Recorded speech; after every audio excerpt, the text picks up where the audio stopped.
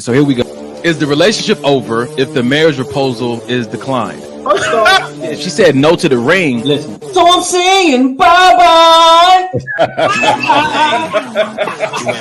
No vagina is whack or dry. You just don't turn her on. I'm jugular out the gate, bro. Let's get into this. Dating someone you can have fun with is really unmatched. That's in my top 3. If I can't have fun with you, I don't even know how this thing gonna work. hey, bro, give us the other 2. Fun and what else? Nah. All right, no, don't worry. It's all good. What else? That's why you can't tell your brother stuff in confidence, because they go, Let's normalize bragging about women like this. Hey, now. go back. I'm being honest. I feel like she started feeling the beat a little bit.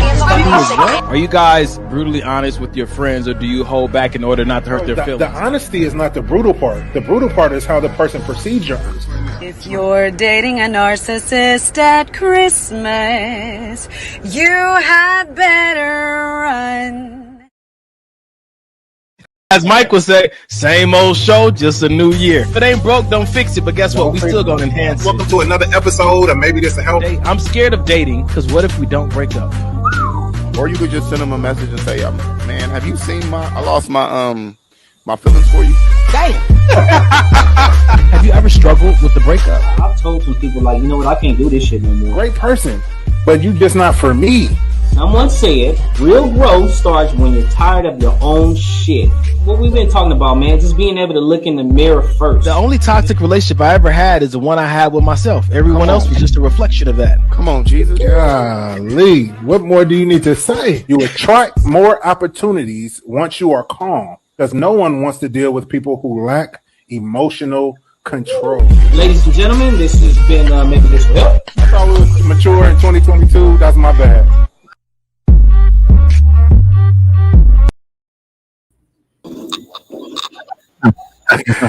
That was good. That was good. Hey, man, these little small recaps are making me happy, man. They give me life, Yeah, it's bro. good stuff. It's good stuff. It's good stuff. What's going on, fellas? What's up, y'all? What it is. What it is, it man. is. Hey, we're about to have a great show. Look at this. Jasmine is on time. I can't believe Wow. it. But Yeah. that's a good omen. That means we're going to have a great show. Wow. For sure. We got 17. Hello, everybody. Welcome. Come on in. Have a seat. Grab your glass of wine, your water, your protein shake. Donnie, you still not doing protein shakes, huh? Nah, man, I don't think I'm ever going to return, man. Just trying to get this health in order. So Okay. Nothing wrong with it at all, brother. here's my protein shake, man. Pumpkin seeds, 100%. Wow. You just pop them like Skittles, huh? Bruh, they legit, though. They legit. Hey, Dub, why your face look like that, man? Don't do that. Hey, I got these candles going, man. It's making me hot over here. Boy, I'm like, jeez. Hot? Hey, man. No, we're not going to even start that way. I'm just saying, though. I think you're doing it for the ladies, though. No, I'm There's about a to meeting in my bedroom. Wow, this brother. Oh, you went for that whole high note just now. He did the whole choir by himself. The whole choir. Hey, Cool. it be like that sometimes. Yeah, Be like that indeed. sometimes. Hey. All right, ladies and gentlemen, boys and girls, welcome to another episode of Maybe This Will Help the podcast. I thought. Listen, I was gonna let you go again, bro. Hey, I was trying to be like a little subtle in the background while you talking. You know what I'm saying? You know how I usually like. Wow. Like, In you the got background? music in the background. Wow, that's hilarious. Did you touch your ear though? You gotta. The The very first time. There it is. See? Oh, Hey, 2022. Hey, we got Mike to sing, son. Mike, we got Mike to sing. Hey, all we need now, Mike, while you holding your ear, all we need is just a little head nod like that. Turn me up in the headphones. Yeah. I need to hear this too. I'm good. How was y'all week? How was y'all week, man? How was y'all week? Oh, go ahead, bro. Go ahead while I Solid. make some adjustments to my temperature over here, bro. Hey, man, keep your shirt on, okay? Hey, Wow. If he take his off, we all got to take. I mean, listen, You know what? everybody You're been right. in the gym. You're right. It is what it is. This brother got off camera to go, hey, why you standing? Why you got no pants on? Okay, never mind. Wow, they don't need to know that. It's been a good week, bro. It's been a good week, man. This job, I'm still loving this job. I'm still loving the people that I'm working with. I mean, so you feel like you made a good decision then? You know what I feel? Yeah, my decision was to obey God. There it is. That was my decision. Okay. I didn't take all the facts and the pros and the cons and say I'm gonna make a decision. I took all the facts, the pros and cons back to God in prayer, and He said, "Move forward." That's good. I actually needed that. All right, that's good. Yeah. Okay, keep going. Listen, I'm gonna tell you like this, bro. We need to do like we need to. Where Dub at? Get yourself back on camera, man. What we need to do is get these hoodies printed out that say we walk by faith, not by sight, and we all need to do a photo shoot with blindfolds on. We need to make this happen. Oh, see now that you didn't told the world, now they're gonna try to do it before us. So now we really is for me, and I dare my enemy to try to take what's mine. Y'all not my enemy. I'm sorry. I came in real hot. I apologize. You did very aggressive this evening. Very aggressive. It was a good week, is all I'm saying. I had a good week. I saw Spider-Man, the movie, and something called 4X. It rattled. I mean, the whole seat was moving like a roller coaster for 2.5 hours. You sound like somebody's grandfather. Something called 4X. We went to go see a movie picture film, and my seat, I couldn't eat my popcorn. The popcorn popping all over the place. I was popping out of the seat. My penis almost popped out. It was just a lot of stuff popping. TMI. We don't need to know. We don't care. Yeah, we don't care. We don't care. What he said. We do not care. No, it's been a good week though, man. I mean, I had some good time reflecting. I put off therapy for a month. I'm gonna pick up back around my birthday, but it's just been a good week of self-reflection, considering how I'm walking to this 21-day fast. Just good conversations with people I care about. Yeah, man, it's been. Is that why I didn't talk to you? Wow. All right. Cool. And I was wondering why I ain't really heard much from you, but you said you talk to people that you care about. It's because I bought up here. It's because I bought up here, and now you don't want to. Wow. What my brother Errol say? Wagwan. Dub. Not to that, bro. We don't want to know what's going on with that. We don't care what's going on with that, bro. No. Well, okay. I'm gonna pass the mic. I'm gonna pass the mic, man. Please. Who you passing the mic to? You, brother. Dub? Pass the mic to you. To what you gonna do? I'm gonna flip it. Oh, so it's gonna be one of those shows. I could already tell. I say we lean into it, bro. We need to lean into it. Hey, no, you know what? I'm doing all right, man. It's been a very interesting week. You know, just with family, man. Just trying to make sure family is squared away. You know what I'm saying? Couple little stressors, you know what I mean? But everything is everything, man. Everything's good. What the hell are you laughing at, little funny looking little boy? Paige said, "Do they roll down when you sit down?" Talking about those man spanks. Oh, hey. Did you say you ordered some, bro? Nah, not at all. Mike said he got a pair. All a joke. Hey, we got some disrespectful audience members. We got some disrespectful audience members. Who friend is this? Hey, Hoochies. I gotta be Carrie friend. I know who it is. I just disowned her. Wow. I'm not gonna tell nobody we work together. It's whatever. Dang, Miss Price. Nah, but how was it though, bro? Go ahead, man. No, man, it was interesting, man. Things are coming together at work, you know, even more so. This year starting off has been pretty good for me, man. It's been reflective on a lot of different avenues, man. Personal wise, business wise, you know, just growth all the way around, man. I had a talk with Granny on when did I have a talk with Granny? Yesterday, you know what I'm saying? And we even got to talking about a lot of stuff, family and emotions, and you know what I'm saying, all kind of stuff. And one thing that she did do, she kind of just let me know it's okay to think the way I think. You know what I'm saying? It's okay to feel the way I feel. Like sometimes, like when you know you talk to a lot of people, and it's almost like people want things to be perfect all the time and everything needs to be fixed. You know what I'm saying? If you're thinking a certain way, if you feel a certain way, this and that, like everything needs to be fixed and stuff. Just like not everything needs to be fixed. Some stuff is okay where it's at. You know what I'm saying? It's okay to think and process things the way you think and process it. You know what I'm saying? We're all different individuals. We're all different people. And we can't expect everybody to think and process and feel like we would do things. You know what I'm saying? That's why we were, uniquely and wonderfully made in our own way. So she just really put that back in my head, like, you know what, it's okay. It's okay to think the way you think. It's okay to feel the way you feel. So, you know what I'm saying? Just getting gold nuggets from, you know what I'm saying, from OGs in the game like that, it makes you feel like, okay, you know what, it's all good. I feel like that's hella important, man. It's hella important for us to have those kind of conversations, especially from people who've traveled the road before us that care about us. Yeah. Right. Because I think sometimes in our day-to-day life, we think, like Dub said, sometimes we get these thoughts or sometimes we have these feelings and we kind of beat ourselves up about it. And at the end of the day, that stuff some of that stuff is what makes us human. You know what I mean? Being able to process certain things, being able to feel certain ways. Of course, you got to handle it the correct way, but feelings are feelings. Emotions are emotions. It's all about the way you handle them. It's not saying that they're necessarily bad or, you know what I mean, anything like that or anything to beat yourself up over, but just being able to process certain things is important.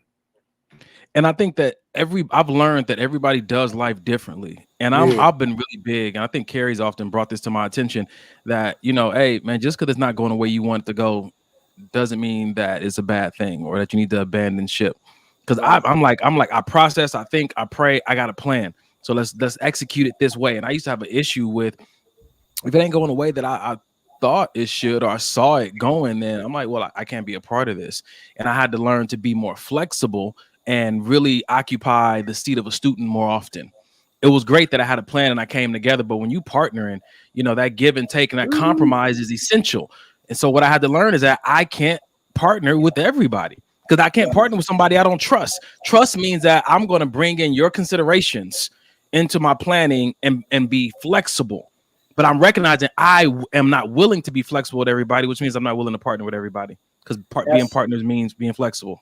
That's good stuff right there, man. Especially thinking about it in that sense to where, you know what, like you hit the nail on the head for me right there when you just said that as far as trust. Like if it's something that I don't know, but I trust the person, I can take my hands off and just say, okay, I trust you. I don't know about it. I probably would have done things a little different, but I trust you, so we're gonna roll with it. Versus somebody that I don't trust, and I'm like, man, please, I ain't doing it. I ain't doing it like that. That's a fact, and that's in friendships and relationships and business. Because who wants to have a business partner who they gotta always keep an eye on, always go behind them and check them? They make sure that things are done the right way. Like that make for bad business, just like it make for bad relationships, friendship or otherwise. Because you know what, it's gonna be challenging to walk by faith with somebody you don't trust. Yeah. Faith is man. Putting your faith on something is a very vulnerable place to be in. And so it's best to partner with somebody that, and I'm not saying you trust somebody 100%, but just the basic foundations of trust, which, a lot of trust comes from communication. What you got, Mike? No, I was just gonna say it just made me think of even when you get into these relationships and something as simple as your girl comes over or your boyfriend comes over and spends the night. You going to sleep around somebody, you got to trust that the nigga ain't crazy. He ain't going to slit your throat. He ain't going to steal through your purse, trying to steal your money. Like, trust is big, even on the smallest level. And I think a lot of times we even take that for granted. Like, oh, this is my girlfriend. This is my boyfriend. Taking full sleeps, like not waking up. And that's, some people don't wake up from that. They don't. On one night stands where you decide to, go to sleep after, and you are just putting your life in a stranger's hands. That's deep. but I digress. Welcome to the show, ladies and gentlemen. Happy New Year, you filthy animals. It is good to see you. Are they filthy animals though, or Mignon is? Oh, for sure, 100%. Yeah. 100%. What God has for you is for YOU. I would say it with a southern accent, but I don't think you have one. What up, Ali? Yes, a business owner that is tough. I don't want to hire anyone that isn't as passionate as me about what I do, but that also means carrying a heavy load alone. It does. And so I love that because what are the consequences behind you having these standards? Are you willing to live with that? That's the thing. That's what makes it so tricky. Even I mean, I'm sure as entrepreneurs, we've all went through this, but sometimes it's like, look, if I want to make sure this is done the right way, I'm gonna just go ahead and do it myself. I may have to work by myself and work overnight to handle certain things, but at least, you know what I'm saying, I know it's gonna be done up to my standards. You know what I mean? And there's nothing wrong with just doing this. I would say for me, I've learned that it's okay with carrying a heavy load for a temporary season rather just than choosing anybody, giving anybody access. Even in business, you got to be careful of loneliness in business. Don't just open up your door, open up your contract to somebody just because you don't want to do it alone. So I have I agree with that, but then I also have something to add to that that's on the other side of the spectrum. What you got? Being a foreman, right? Being a foreman, at the end of the day, the whole electrical, component belongs to me. If something goes wrong, it's up to me. Even if I'm having other guys to install it, it still is gonna come up to me. So I have to be comfortable with delegating things to people, right? Yeah. So something that was taught to me a few years ago, by this older guy who's an electrician. He ended up being the business, the president of our local, stuff like that. And I would go on all these different trips with the union, but he sat me down one day. He was in the middle of a big conference and he took me outside and he just said, look, he said, just like kind of just talking to me about random stuff. And he said, look, as a foreman, and I was still an apprentice at this time, but he said, as a foreman, you have to be okay with delegating things to other people. He said, but this is what he told me. He said, look, he said, you're going to have a vision in your mind. He said, even when you lay somebody out, he said, I was happy when people was able to do 50% of what I envisioned because my vision was my vision. But he said my expectations was for them to be able to do 50% of what I visioned. And I say all that to say, sometimes it's very important. Sometimes you do have to carry that load, but then it's other times that you have to be able to build trust in somebody to where you can delegate something to somebody to be able to give some of that load to them. Yeah. So you can take care of other things that you need to take care of. Yeah. Because if you just worried about taking care of the whole load, then something is going to get neglected later on that you need to take care of because you're trying to do this, and this. So if you get to the point to where you say, okay, you know what, I trust this person to take care of this part of the load, then that leaves room, an open door to say, okay, you know what, now I can take care of something that I need to take care of a little further ahead because I trust these guys to get this taken care of. That's a fact, man. That's a fact, man. And I think that's something that I'm definitely still working to try to get to that mindset of just let this other, just hire somebody to just do it. You know what I mean? It's just, when something is your baby and something is your pride and joy, if you will, something that you put your blood, sweat, and tears into, something that you take pride in. It's that what you just said is very difficult to do. To say, it's just like when you have a kid. For me, it's difficult when I have to leave dinner with, even if it's somebody I know.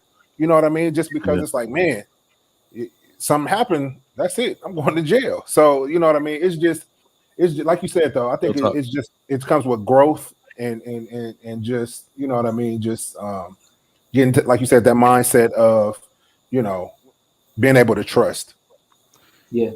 And I think that's something that we have to do intentionally, like me and Dub always say, our pastor in Texas taught us that trust in its infancy is a gift, but after it's been lost or damaged or tainted, it's like hell trying to get it back. Yep. And so when someone trusts you, man, take that serious. I've broken people's trust recently. I've definitely broken people's trust in my life, and I know that the relationship would never go back to being the same, even though it can be great again in a different way. I know that was really something precious. And so I've tried to learn how to value that. And the way I'm trying to value it is the way I try to communicate, because I don't want to damage the trust that the relationship is built on, because without trust, then, what do you have? Man, nothing. Fellas, y'all ready? Oh yeah, 100%. Yeah. I thought we started the show. Yeah. I feel like we did too, man. For all of y'all just joining us, this is how we do. The first hour of the show. Okay, I lost it. But the first hour of the show, we're doing nothing but memes. And then the second hour of the show, we're going to be discussing videos. Halftime is where you can give your money. And we're also going to do some announcements about small businesses. Yo, let me not overlook the people who hear that. And when I say this year alone, the people who have contributed to what we're doing here. It's stupid. The contributions, man. When God opens this thing up where we're able to go and move and do things, man, he's just building our surplus to go out there and be a blessing to this world. So thank you guys for your contributions. Participate. Tag somebody right now that you know needs to hear this show. Man, woman, child. It's all age appropriate most of the time. And what you got, Mike? You know what I want to also open the door up to is any suggestions that you guys may have, whether it be positive feedback, whether it be something that you think that maybe the show is lacking or we can work on. Let us know, man. We're all about tightening up and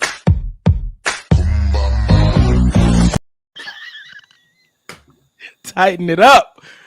Listen, it. No. So if y'all don't see me on the show after tonight, then you already know what it is. For my viewers that's been here last year and early last year, if I'm not here, you know what it is. It's my last show. So this is my last show. All right, man. Let's do it. Let's do it. This is how I wanted to start the show off, man. This is a topic that's big for me, man. So let's jump into this real quick. Sometimes the one you aren't, sometimes the ones who aren't your type are the ones who change your life. One more time. Sometimes the ones who aren't your type are the ones who change your life. Fellas. Yeah. I got nothing for it because I've never really had a type. I can't even begin to say yay or nay to that. Who knows? I'm gonna say yay. My ex, she did not want a guy who didn't have a degree. She did not want a guy who had tattoos. Wow. Now, of course, I know it didn't work out. So let me see where I'm going with this. I'm just kidding. No, but she you should have stuck to your type. I'm just kidding. No, but she it did. You already know I feel like when you date someone and you're in a relationship with someone, just because you guys didn't end up getting married doesn't mean it didn't work out. Maybe the purpose was actually served, but she told me from her own mouth, like, you changed my life for the better, for the benefit. And I'm happy that we got a chance to get as close as we did. And this is why, even though people have a list or they have a type, I try to tell people and tell myself, keep a little bit of room open for, just in case. I know it ain't what you want, but that might be the person that changed your life. They might expose you to some stuff that you can't find nowhere else. So just being open and be a little flexible sometimes, because we judging and they might be the person that just brings that joy. Fellas. But I don't her and hook you up with her, bro? I didn't say all that. What I was saying was in theory, my point was go ahead, Mike. No, I was just gonna say at the same time that's tricky because you don't want to settle either. If you have something you like, don't settle because you're trying to leave wiggle room. I think it's a fine line. It's a very fine line, but I think it still needs to be separated. You know what I'm saying? Can you define? I was gonna say when you get done, can you define settle for us? What do you mean when you say settle? Settle, I feel like settle means your let's call them, okay, since we use this term on the show, what your non-negotiables are, but you find yourself, because this person has a few things that you want, you find yourself saying overlooking certain things that may be non-negotiables. I'm all for not overlooking. If it's non-negotiable, keep it that way. Somebody will come along. Somebody will definitely come along. But at the same time, on the other flip side of it, because somebody doesn't have everything on that list you may have, doesn't mean you count them out. So I feel like that list between what's non-negotiable and then what I desire are not the same. That's what I'm saying. It shouldn't be. That's what I'm saying. That's separate things. It should be. But sometimes people kind of blur that. So I think it's important to understand and even look deep within yourself to understand what's a need versus what's a want. That's good. What's a need versus what's a desire? Because a lot of times people have these lists and they say it's a need for me, but technically it's not really a need. It's just a strong desire or a want. So sometimes you start to overlook people because it's just like, oh, you don't have what I, you know what I'm saying? You don't have what I need, so to speak, or whatever, or this is on my deal breaker list. And it's just a need. And if and you may run into a person who don't give you that, but they take care of all your needs and they exceed those expectations like that. So it's just, I think, yeah. What that made me think of was, I think I've started, and I've seen other people start, they have a standard or a type because that type is a means to an end. I want this type of person because this type of person can provide me with this kind of life. And we believe that this type or this standard is going to produce that life, not knowing that there are other types that can produce that life. Right. And I think that's the part where I started making decisions. I was making it from a limited exposure. I had a type before I've been out of the country. How you gonna have a type before you even get out of your neighborhood? Right. And what's so crazy about that is that person that you thought wasn't your type initially, people grow, people change. I'm a totally different person than I was 2 years ago. So, you know, as I may not have been this person's type 2 years ago, it's like now you may have missed out on the best thing of your life because you were so focused on, oh, he or she is not my type. And it even goes to the fact, like when we talk about type, ladies and gentlemen, I'm talking about like, oh, I'll never date somebody with kids, you know what I'm saying? Or I'll never date somebody of a different race, or I'll never date somebody 10 years older than me, or, you know what I'm saying? Like those kind of things. It's like, I'll never date somebody who was an ex-stripper. You know, you have these kind of standards and stuff, and you have to ask yourself at some point, what is that really guaranteeing me in life? Me holding so fast to that? What does it guarantee?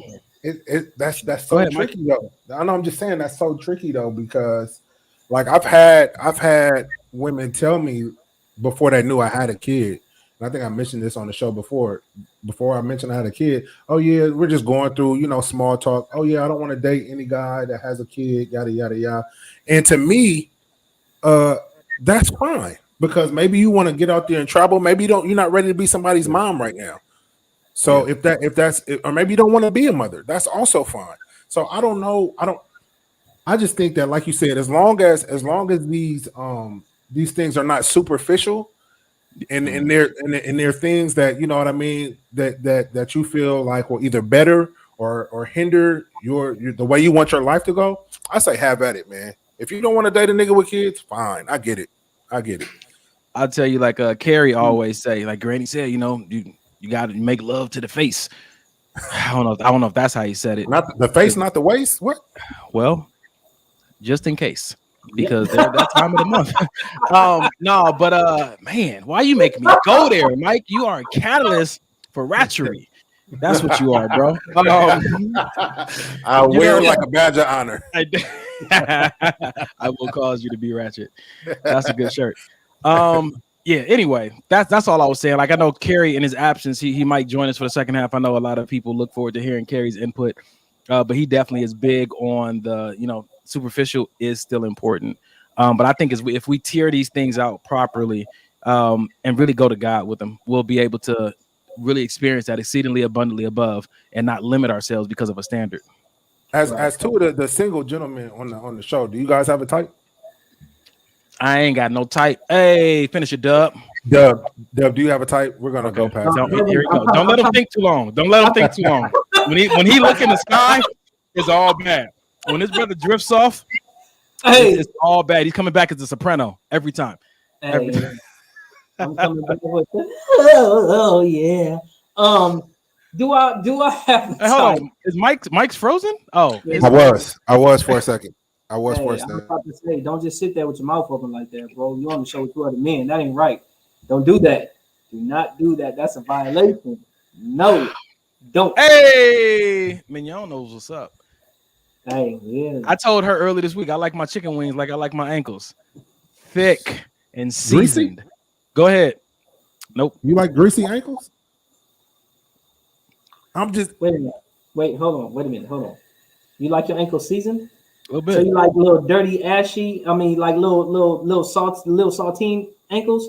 Listen, I don't know what your life has exposed you to. That's not. I don't know how ankles gonna be seasoned. Listen, that's what I want to know. Listen, just because you was at Doc Waller, letting her roll around in the sand and decided to take her home. Wow. Just because you let your woman walk around in Newport Beach and get that season on there, don't mean a thing. It's better than a Newport cigarette. So why don't you just answer the question? Wow. All right. Listen. My cousin gave me my first type when I was in like grade school. Short, gap tooth, little chubby. All right. And short hair. That's where I started. And now I haven't ventured too far from it. Oh, wow. I still like a little chub. I still like a gap tooth. I still like if she got the face for short hair, man. I get Tony Braxton, you know what I'm saying? Halle Berry, like that. That's where I started. And so now, you know, I've dated women 5'1". I've dated women taller than me, 6'2", you know, and all different kind of weight classes. For me, I recognized not too long ago, I'm not really looking for a person. I'm looking for an experience. And that's why I'm kind of open, because I don't know when I partner with who is going to help me create this thing that I know is possible in this world when it comes to intimacy and connection. So what you got? I call bullshit on that, bro. Because you mean to tell me you mean to tell me hey, so if this, yeah, exactly. So if I'm trying to figure out a way to be nice about it. Hold on real quick. Be nice about it. Mike, you don't know this about Errol. Errol is the king of hypotheticals. This brother will create a hypothetical situation for anything and blow your mind every time. Go ahead, Dub. Show him what you got. No, this ain't so this is just one of those things. So if you see a leprechaun in the mini skirt, I'm just kidding. Go ahead. A sumo leprechaun in a mini skirt.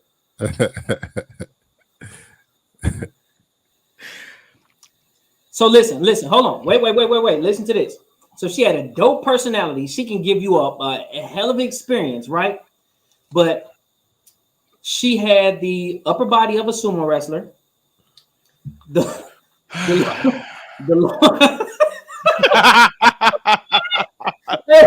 lower body of, let's say, she looked like an upside down Dorito. First of all, Doritos don't have a head. Hey, what in the hell is happening right now? The two top corners is bam, it's going like that. Bam. Okay, I'm with you. She had the body of a sumo wrestler. Uh-huh. Right? Let's just say she wore the real long eyelashes. But wow. You create that dope experience for you, bro. I tell you like this. I tell you 100%.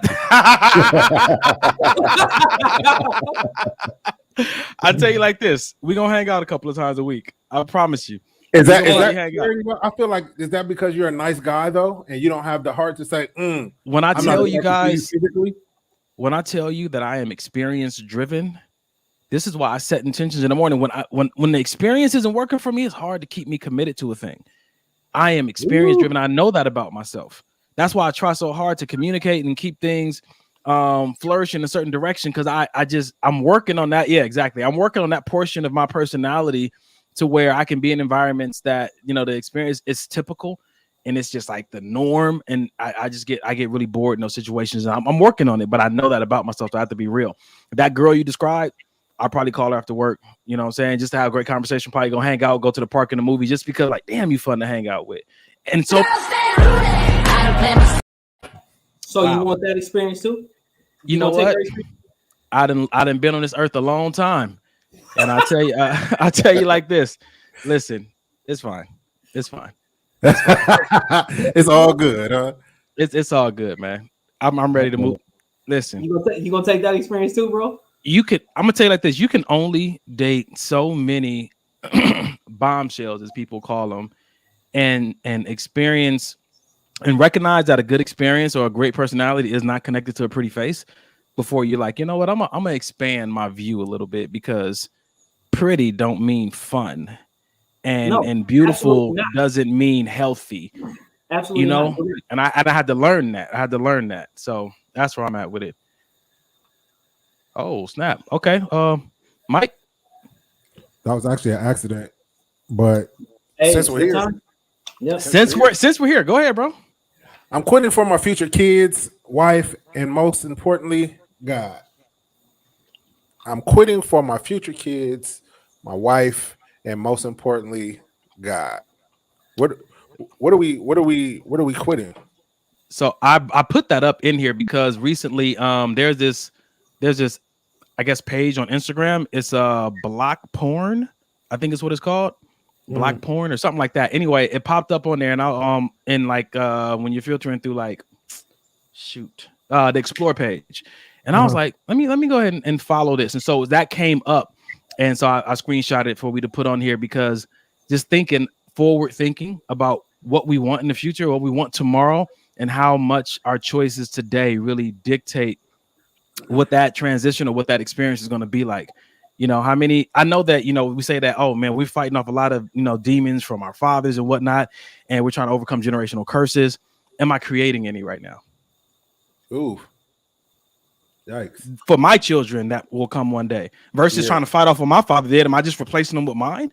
Or am I really trying to create a clean slate? So if it's watching porn, or if it's excessive drinking, or if it's, binge eating, or if it's ignoring my goals because I'm so committed to keeping up with the latest TV show, I have to quit with my future in mind. That's all. Hey man, and that's quitting relationships too. Some relationships, and I'm not even talking about romantic relationships. I'm talking about friendships. Sometimes for your future to propel in the direction that you wanted to propel in, you got to quit friendships. I done lost homeboys, homegirls, some family, all because I already know if I stay in this relationship, it's gonna bring me down. You know what I mean? It's not gonna allow me to get to the place that I want to get to, whether that be spiritually, whether that be mentally, socially. You know what I mean? And it's important to have that sense of, I got to do what I got to do no matter what, because if you don't have that mindset, you'll end up getting sucked in. Pause. You know what I mean? You'll be hanging out with your homeboy, smoking weed all day because you don't have that mental fortitude to say, yo, this is not the life I'm about. You know what I mean? This is not where I want to be. Not saying that smoking weed is a problem, but what I'm saying is when things start to take over your goals and your aspirations to be a better you, and you start letting things like that take over, then that's a problem. You know what I'm saying? When you don't even want to do nothing no more, all you want to do is just exist. That's a problem. So, what I was thinking about when that came up, it's not just quitting the superficial things, so to speak. It's also, I got to quit being lazy. I got to quit letting people run over me. I got to quit, not living up to my full potential. I got to quit running from my purpose. I got to quit, all these different things. I have to quit making excuses.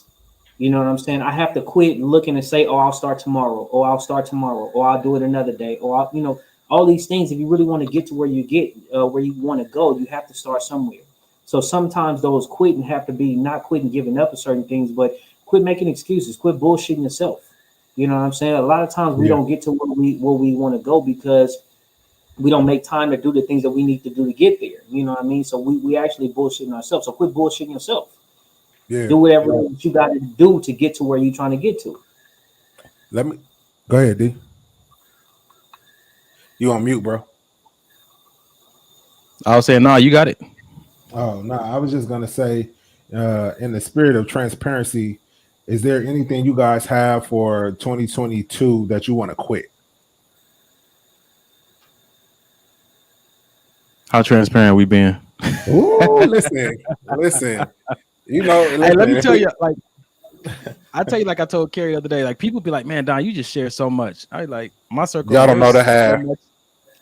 There's a whole other half of stuff that I just don't share, even though I share a lot for the sake of growth and healing, and also modeling for other people. The beauty of sharing. There are certain things that are just privy to my circle. So there are some things. Two things came to mind that I'm working on this year that unfortunately you guys don't get access to. So yeah, not you guys. You guys in the audience. I think for me, I take care of everything else, but I tend to put myself on the back burner a lot.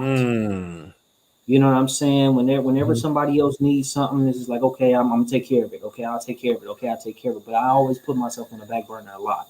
And for me, I'm giving up putting myself on the back burner. You know what I'm saying? I'm if there's certain things that I know that I want to do, I'm saying, okay, you know what? This is what I feel like I need to do because it's okay making sure everybody else is good, but if I'm not doing everything for myself that I know that I want to do, if I'm not taking care of myself the way I want to be, and not to say that I'm not okay because I'm fine, you know what I'm saying, but there's a difference between being fine and then reaching my full potential like I want to reach. You know what I mean? There's certain things that I always saying, okay, well, I want to get to this point in this, I want to get to this point on that, and I'm always so busy when I make those attempts to try to get there. Other people come and start pulling at me. So I'm just like, okay, well, I got to take care of this. Okay, I got to take care of that. And, I'm always making sure everybody else is squared away, but then I don't get to do the things that I need to do for myself. So with that being the case, it's like right now, I know going forward, I'm taking care of myself. Yeah. I like that, man. Sheila even chimed in. She said it's okay to put yourself first. And I know that we've had these debates with different people about, man, putting yourself first when you're being selfish and other people. And I've struggled with that myself. Like how far do I go putting myself first before I'm neglecting other people to an unhealthy place? And so I recognize it always goes back to my relationship with God. He's always telling me what steps I should be taking. And I just need to follow his voice. Because he may tell me to disengage. He may tell me to engage. I feel like that's part of the Holy Spirit's job to guide us every step of the way. Like that's why I keep my Sabbath. Like that's my me time. And then outside of that, I'm doing ministry. So it's not just a whole bunch of life that's a focus around me, but there are moments. And it's not a whole bunch of life focused around people, but there are moments. And I feel like God, when you let him navigate you one step at a time, like you end up, man, it's like, I'm gonna leave it at that. You just end up running into a life that you're really pleased with. Yeah, that's a fact. I think for me, I'm just trying to get, my therapist last year, when the last time we spoke, we were talking about being comfortable in your no. And, I still feel like I'm not there yet. You know what I mean? Because kind of like Dub said, I'm so used to doing for other people and, everybody, oh, you have a big heart and you're the people that the person that the family members go to for things and yada, yada, yada. And sometimes, you just want to say no, but then it's like, damn, then you start feeling bad because it's like, that's this person. And, I know they need help. So I'm going to just go ahead and do it. Damn. You know what I mean? Even though deep down you're tired, you're exhausted, you've emptied everything you have pretty much into the work week, into the business, into your son or whatever the case may be. And so by the time the weekend gets here, you're like, man, okay, the weekend. And then here it comes. Somebody needs this or something. And, I try to look at it as just a WWJD kind of thing. But, excuse me saying this, but sometimes I get old because at the end of the day, I ain't Jesus. I'm me and I'm tired and I don't want to do it no more. So, just trying to get comfortable in a no, not in a disrespectful way and not in a way that's rude, but just basically if I don't want to do it, no. And I don't have to give you no damn explanation. Let me share this with you because I've gone down this path too. And everybody I've known who's trying to get comfortable to know, it's like the process is the same. When you first try to get comfortable with it, you come in real hot. Yeah. No, not just I love myself. I'm not going to do it. So Mike, you two wheels, right? Motorcycle. Yeah. So everybody on here ridden motorcycles before. If you think back to when you first learned how to ride a motorcycle, a lot of us are throttle heavy. First time ride, you just like, you got to learn that throttle and how much power. It's the same way with getting comfortable with your no. For me, I've learned that it's the same thing. You got to learn how much power, depending on what kind of terrain you on and who you're around and what kind of aggression that person's bringing to you, how you can meet it with the appropriate degree of no to where it's not damaging to a relationship you really care about because you're trying to stand up for yourself in that space. Because I've learned that I can't just give my no the same way to everybody. That's a fact. That's true. That's true. And yeah, that's true. Just learning that filter on like you said on how to approach different people. Because I can say no to one of y'all, but somebody else that's not as close may take that as something else. Me being mean or me being callous or something like that. When in all actuality, don't have nothing to do with that. It's just no. But I think because people are so used to the yes, when you finally say no, it's like, oh, you don't love me. You don't, it gets crazy. Like I'm talking about family members gets crazy. Yeah. To where it's like, wait a minute, I just did XYZ last week. Now because I'm saying no on this one thing, all of a sudden I'm a different person. What Beyonce say? First time I say no, it's like I never said yes. Hey, that was my song. That's shout out to my sister Sean Noog. She always got me up on the latest Beyonce, even though I know it's old, but that's Hey, that was my song too. Hey, so check this out. So what I come to realize too is people's expectations. You know what I'm saying? Like sometimes people, because of who they may be to you, they expect that you'll never tell them no. And when you tell them no, they get in their feelings. You know what I'm saying? Whether it be a relationship, whether it be family member, whether it be close friend, whether whoever. They get so caught up in their expectations. Well, I'm this person to you, so how could you tell me no? And cause I don't feel like it. I don't want to. You know what I'm saying? I'm tired, just like you get tired. You know what I'm saying? Like, in the bad part about it is people don't understand. Like, you can't have some expectations in somebody that they always have to tell you yes. People shouldn't have to make up an excuse or a reason when they tell you no. Like, because I don't want to. I don't want to have to explain myself to you. Simple and plain. I just do not want to right now. Later on, if I feel like that, okay. Later on, if I feel like that, maybe. But simple and plain, at this particular point in time, I just don't want to. Can I have a breather? And so my devil's advocate to that is I'm thinking about myself. And when I think about someone having the expectation that I'll always say yes, I think about what did I get them used to when I first met them? Did I introduce them to my no within the first month of meeting them and getting to know them or dating? Or was I saying yes all the time? And that person innately got comfortable and used to and expected me, because that was my pattern to always say yes. And then when I flipped it, I had to learn early on to let people know, friends and romantic, like, I say no when it's appropriate. And this is personally for me, I have been too accommodating in the beginning phases of building connections with people. And then when I try to flip to something more healthy, it is a shocker for them. I'm not saying it's always like that, but some situations I've been in, I had to take some responsibility for that. But this is what I want you to understand. Just because you say yes, yes, yes, yes, yes, you still have the right to say no. You still have the right at any given time. Just because you say yes, yes, yes, all those other times, it could have been that it was okay for you to do it. It could have been that you had it in your bank, right? You know what I'm saying? You had it in your bank to do it. And I'm not just talking about money. I'm talking about time. I'm talking about energy. I'm talking about whatever.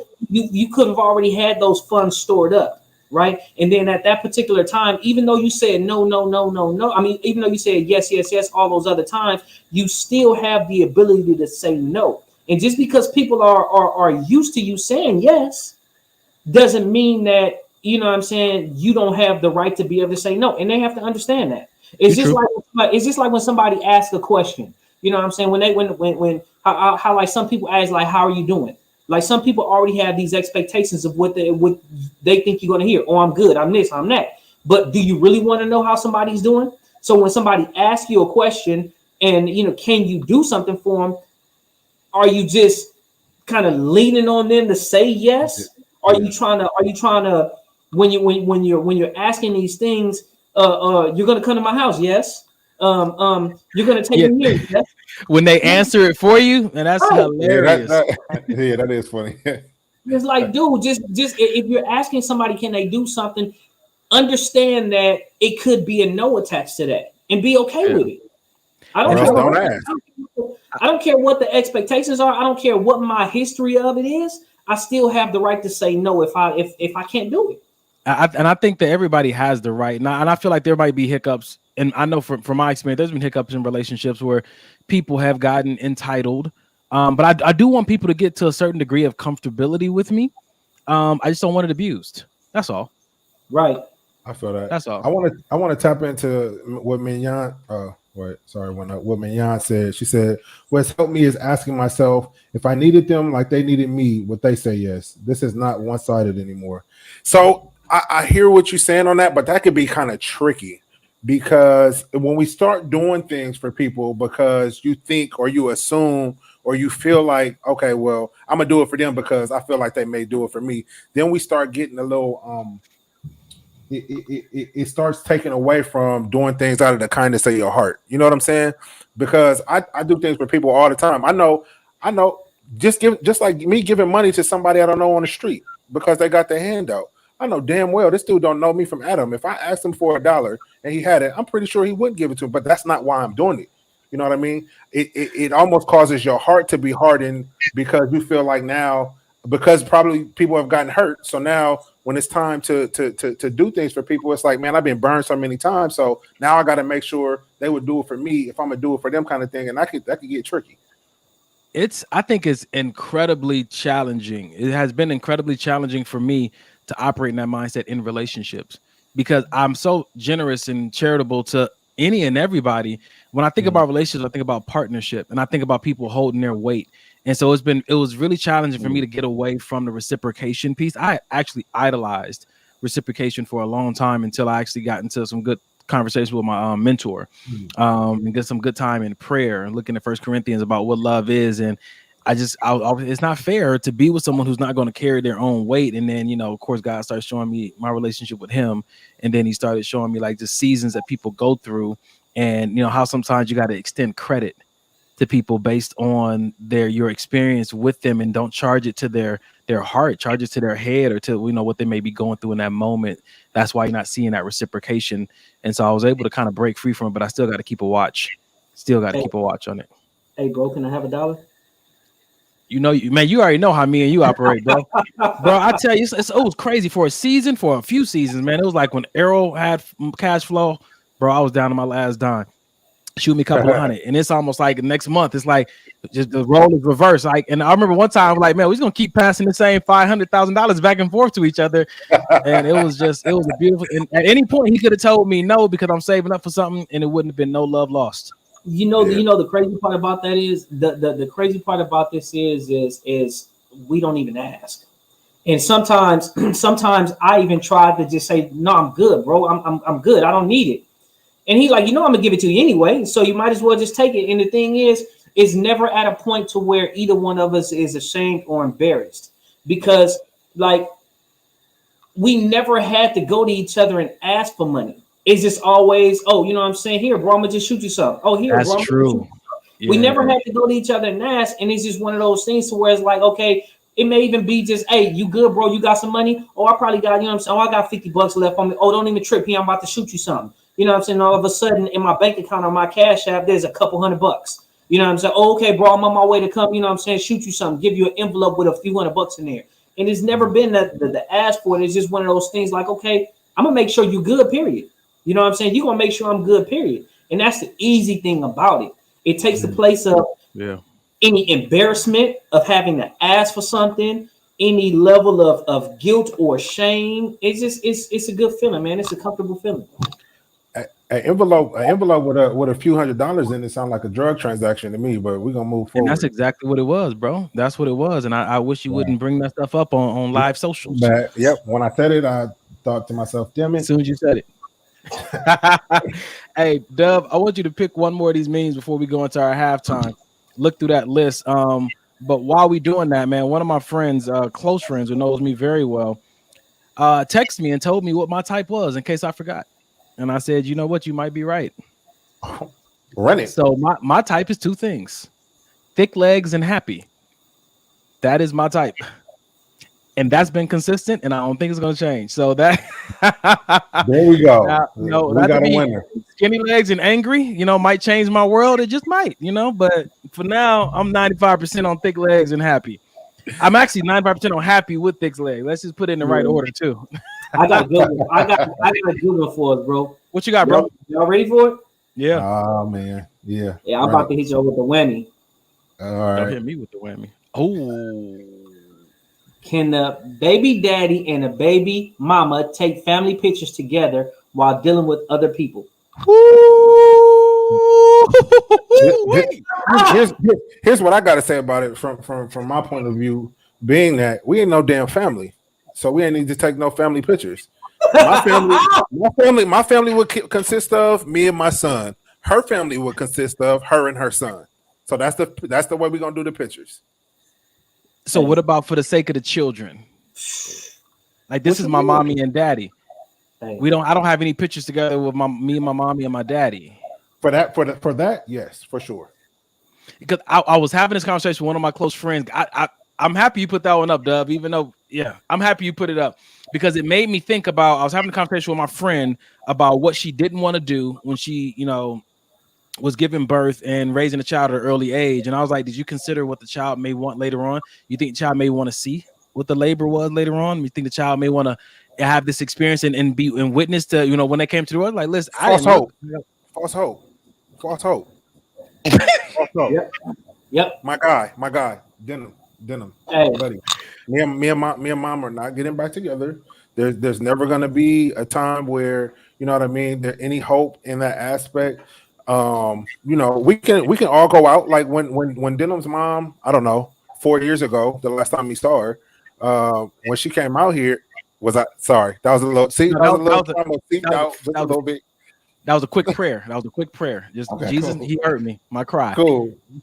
No, so went to get ice cream, went to the park. We all interacted, had lunch. But after that, that was that. It's no reason for us to sit here and take a picture together like a family is all happy and we're together, because I know it would send him the wrong message. So we can have a conversation and we can talk. I'm gonna say it like this, man. When my dad passed away, I was upset because I didn't have no pictures with him. Mm-hmm. I've never seen a picture with me, my mom, and my dad in the same picture. It would have done something for me, healing wise and perspective wise. But it wasn't until I went to my grandmother's house after my dad passed away, and she had this envelope, and it was a picture. I have a picture of my dad holding me when I was a baby, and I have it, the printed out version, and I'm keeping it close to me because sometimes those, you know, for the sake of why we're doing it, would it be okay for a baby mama and a baby daddy, even though they're dating other people and whatnot, just to get together, take pictures for the sake of the child being able to see where they came from in one image, not all hugged up and cuddled up. But is that true though? But is that? But I don't know. Is that a true sense of what we were, or were we arguing all the time? Was it yelling? Was it cussing? Was it all of that? So at some point between the yelling and arguing, y'all entered each other. So with that being the case, how come they don't have any pictures before the split up? If y'all was so much of a family and everything was so good, how come there wasn't any pictures before the split? That's a good question. That's a damn good question. Yeah, that is. Because if you want to see yourself as a family when you guys were a family, that's the thing. You know what I'm saying? When you guys were a family, okay, so how come there wasn't any family pictures? Right? Okay. So now that you guys are not a family anymore in that sense, how come now you got to put on this facade like you're still a family? That's not the family dynamic at this point. So that's crazy. Go ahead, D. I'm gonna look at the comments. So I go after you, Mike. Right at this point, like this is not a family dynamic. I don't give a shit how mature you guys are, how much friends you guys are, stuff like that. You know what I'm saying? Like, see, it's crazy because I say this, but then I look at Pookie's situation. You know what I'm saying? And I understand how close of friends they are, right? And I get it, right? I completely get it. I understand. But on the same token, it's one thing to be friends, but then why are you still wanting to have pictures and paint this facade of something that's not true? Damn, bro. That's crazy that you said that, because I don't think that me and Denim's mom have ever had pictures together, and we were married. And I can't show you one family picture that we've had. And to speak to the other thing that Dub said, I figure it's like this. If I have if my kid's mom, she's in a relationship, I'm in a relationship, well, the picture is gonna be me and the person I'm currently in a relationship with, her and the person she's currently in a relationship, and my kid. If that's the way we're gonna do it. That's because, you know what I mean? At the end of the day, I have to respect whoever she's gonna be with. We have to have some kind of rapport. We ain't gotta be homeboys, we ain't gotta kick it every day. But if you're gonna be around my kid, we definitely gonna have to get at each other. We're gonna have to make it work for the kid, if nothing else. So that's the family picture that's gonna be. Someone on the same line, DTF said, candid shots are fine, not professional. I take pics with my children's father, my child's father, sorry, Pookie, my child's father and daughter when we are out. She got? Yeah. She got a few more in her. She keep lying. I take pics with my child's father and daughter when we are out. This depends on the relationship. He doesn't want me and I don't want him. This is a maturity issue. And I mean, even Mignon said, my youngest son asked to see married pictures of me and his dad. I got rid of them. However, I had old pictures of us as a family function that I showed him. That's the best I can do. My whole reason for loving this topic is that when you bring it up, before we destroy pictures, before we say no to not getting together for photos, do we just think about how we feel, or do we think about how it may impact the child once they get older? And I only say that because I had no issues with my father not being around until I was in my 30s, and that's when that hit me hard. And there was certain things that I thought that I needed, that I wanted to see, that I had questions about, that just I was never told about, exposed to, and it did shape and form how I looked at life, how I looked at marriage, how I looked at myself. And so I'm not saying that you have to do it, but I'm saying, are we considering how this will impact the children in the future once they are grown? That's all. No, yeah, I get that. And that's why, and for me, that's why I would never, like, even to this day, Denham says he wants to see a picture of his mom. You know, I don't have any problem with that. In fact, he has a bedspread that's a picture of him, his mom, and his her two sons, and him, and he keeps it on his bed. That's cool. I would never. How do I feel about it? I would burn it. But it's not. I'm just saying. It's not about me. It's about Venom, if you ever walk in that room and that picture ain't there, let me call your uncle. I'll tell you what happened to it. God, at the end of the day, he has to be able to form his own opinion. You know what I mean, about that relationship, about who she was as a person. It's not my job to give him, to paint a picture of him for him of who his mom was. He has to form that on his own. Because if I paint it, I know it's going to be one-sided, and I don't want to do that. Yeah, I just look at it like, if you even if you are trying to do it for the kids, it's like, what are you doing? Why are you trying to lie to your kids and make it seem like it was a happy family? You know what I'm saying? Like, and it's not even to say that you gonna put the other person down. It's like, no, this is our side of the family. And when you with your mom or with whoever, you know what I'm saying, y'all take y'all picture. Yeah, what you said, Mike, as far as if you really gonna talk about a family, you know what I'm saying? I got my person, you got your person. Hey, let's get all this whole big ass family together, because we're a family, right? Right. You know what I'm saying? Exactly. Am I supposed to take a picture of the pretend family? Because the pretend family, that's not right. Now I'm selling my kid a dream. But see, this is a part about it. So if we're taking a family photo, then everybody that's family should be in the photo. But if we're not family because we didn't get married or we're no longer together, then that means that I shouldn't call my mother's child, I shouldn't call that my sibling. Technically, it's still my blood. So if she has a child with another man, that is my little sister or my little brother, correct? That means that's my family. Right. So you mean that we can't all get together and take a picture? That's why I like what Mike said. The whole gambit, everybody. That's what I said. Everybody, put everybody in the picture. Yeah, that's what he's saying. He said, that's why I wasn't saying, like, don't try to put this facade like we're a family, just the mother, the father, and the baby, and y'all not together. You know what I'm saying? Y'all got y'all whole other families going on. Got you. All right. Yeah. It's tricky, man. It's tricky. That's Mike's words tonight. It's tricky. It's tricky. Rock the mic. Oh, speaking of, this ain't tricky at all. This is real simple. Hold on, before we go there, let me say something real quick. On this topic. Yeah. What happened, bro? Being completely honest, right? And I think this will be like the thing to make it, like, if you feel like it's okay. If you go back and look as that other person, like, just say if I have someone that I had a kid with, you know what I'm saying, and we get together and take a picture, will my person feel some type of way going back looking at that picture? That's really, really good. Really good. Hey man, that's really big too, Dub, because what's interesting is there's stuff around my apartment right now of a previous relationship that I walked by and saw the other day. I was like, man, I wonder how Jay would feel about that, just walking by and see it. It had never came to me before, but paying attention to stuff like that is big, especially if you're trying to cultivate a new relationship that you're in. You know what I'm saying? Let me add this, man. I really love this. DTF said I had to explain to you have to explain to your child the dynamic of the relationship when they are old enough to understand. I explained to my child the love I had for her dad. However, we are and was no longer in a relationship, but that wouldn't have any effect on her relationship with her father. I think that's the part, and you guys know is my circle. For me, like, being honest and just telling and talking, it's always been an issue for me. When people keep things from me, it's bothered me since I was a child. And so it's something I've been working on.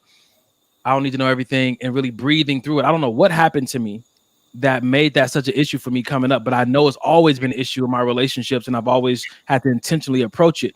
But what she's saying is like having those honest conversations with your children, because for me, just not knowing who my father's father was upsets me. My grandmother knew who it was, and she wouldn't tell anybody, and she's gone and never divulged that information. And that bothers me because I want to know. Do I need to? I don't know, maybe not. But do I want to? Do I think it would be helpful to know where I came from and be able to track that lineage and know if I have any other siblings, any other, like that stuff is important to me, even though at the end of the day, it may not be life or death, but for some reason, the way I'm wired, that stuff matters to me. But you got to think about it from this aspect. Maybe God is keeping that information from you. Oh, maybe you may, yeah. But I'm just saying though, maybe you may find out something that you really may devastate you more than, you know what I'm saying? At the end of the day, I have to trust that God. Exactly. I have to trust at the end of the day, He's shielding me. I have to draw that conclusion for myself, even when my curiosity comes up. So yeah, that's tricky though. There it is. It's tricky. All right, can I do it now? It's tricky.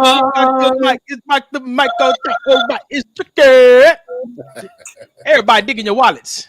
Go ahead, Pastor Donnie. Listen, this is Mike's thing. Mike, what we've been up to, man, while we are asking people to give donations if they feel led to, man. Oh man, so we got a lot in the works. We tried to have something for you guys this past Christmas. We were going to come out with something. I'm not going to really tell you guys what it is, but it was going to be dope. But due to COVID and just our schedules, we couldn't get it done.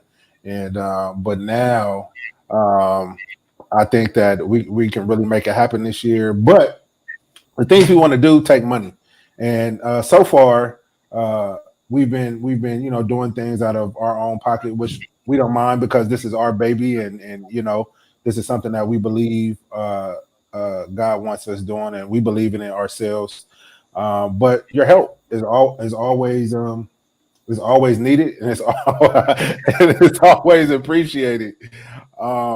So Donnie, you want to take it from here? Yeah, man. Cash App. Maybe this will help. It's simple. You can run the Cash App. You sound like the pimp, the pastors that used to be pimps. Now listen, but they still got the same lingo, but they worship the Lord. This is what bothers me at churches. You need money to run this thing. Just ask for it and keep the program rolling. We ain't got to pray and cry, and I don't have to try to explain to you what it's used for. Listen, if God put it on your heart, here is the vehicle. Cash App. Maybe this will help. If He ain't put it on your heart, you don't need a vehicle. Stay right where you are. But for those who have been put on their heart because you're a vessel and God wants to get something through you to us, maybe this will help at Cash App. And we're going to continue to push this out to the people that God has called us to. That's all. Plain and simple. I'm done. We got a do-rag that we're going to pray over, and we're going to put some anointing oil on the do-rag. I rebuke you, Satan. Get behind me. Wow. We are not selling no Jesus water, bro. We are not selling no prayer. Can I promote my small business now? I have a small business I want to promote. Please do. So this actually I was gonna say this weekend. Today I got a chance to go do a photo shoot for this company. You ever been to the beach or to the park? You see people have little tents set up and they have little charcuterie boards and little fine dinings and stuff. It looked like a scene from Aladdin. They got little carpets out and people out there. So I got a chance to do a photo shoot today for this company called Jejor. Peep the accent when I say it though. Jejor Picnics. Dude, you need to go to their Instagram, check it out. Now, the pictures and video I did for them is not up yet, but if you're trying to do something special, and this doesn't have to be from a romantic special, it could be you and your closest friends that have some exclusive VIP stuff right there at the beach or the park. Jejor Picnics, man, go over to check them out on Instagram. Look at what they do. It's top quality. This woman, Jennifer, is dumb crazy, homie. She was telling me how I can't even describe some of the tools she was telling me about. She uses to cut the wood and how she made the plates herself, with the fire and the marble and stuff, and how she sand and stuff. Like, first of all, she a grown woman, looked like she about 23 years old, got the baby face, and she's like good with her hands. She said, I built all this stuff by hands. I said, which hands? She said, these hands, these ashy hands. I said, well, God bless you, because when I say it was top notch, I wish I had some of the pictures ready to show you guys today. I don't, but this is a small business for the week. Jejor Picnics. Go by there, check her out. Man, just and support. That's really dope. Yeah. Mike, you want to do that little special thing you had planned for him tonight, or is that for after the show? No, we can do it now because people like to get out of here. It's like church, when the church when they, how the people that leave, the people that leave during the when you're trying to the altar call, and the people that walk out. That's how people on the show. Listen. When we get to the mental health part, you should see the numbers. I'm just watching them. They try to get out of here. It's cool. I understand. Listen. So I know everybody has been saying. You want to cue it up though? Because I don't know where you put it. I know everybody has been doing this Instagram, Facebook, TikTok, the 10-year challenge. Is that what it's called? 10-year challenge. So this is ours. We thought that'd be funny. So the top one we got future, the middle we got present, and the bottom we got the 10-year. Wait. This brother say the top we got the future. Whose future is this? Listen, you see yourself 10 years from now, brother. Come on. Why am I so angry? Why am I so angry in this photo? I'm mad. Listen, I guess you never. I don't know. I never found the thick thighs, huh? I never found those thick thighs. Hey, put that picture back up. Hey, I told you I was chocolate. Look, this brother got old. His skin. This brother here, man. Wow. Jeez, all right, so we put a little. Here, I'm gonna let you finish, Mike. I'm gonna put this little video up for that we created.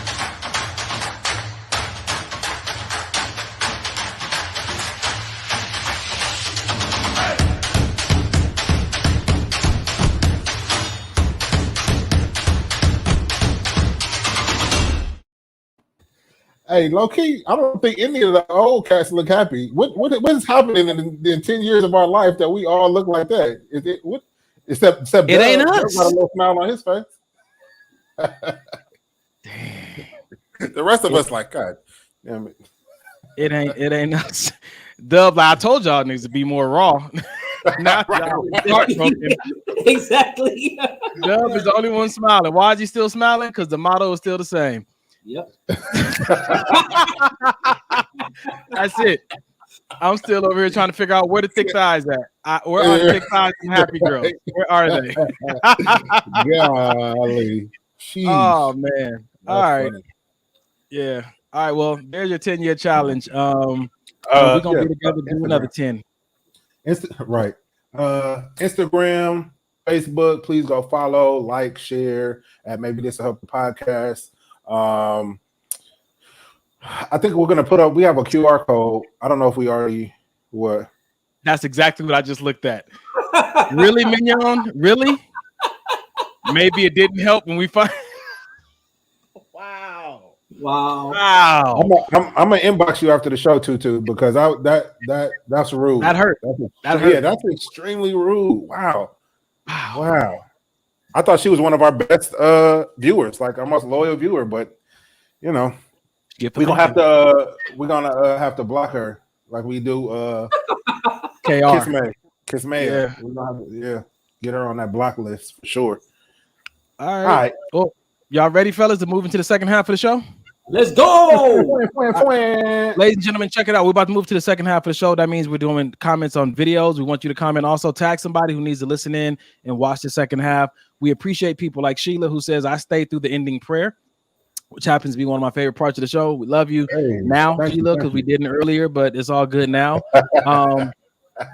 So check it out. Tag somebody. If you want to go in the comments and let us know what's been your favorite part of the show so far. It's encouraging, it's motivating for us to continue to see what's really helping, because that's why we are here. Can I say something before we get into I was having a conversation the other night with Pookie and another one of our mutual friends, Mariko.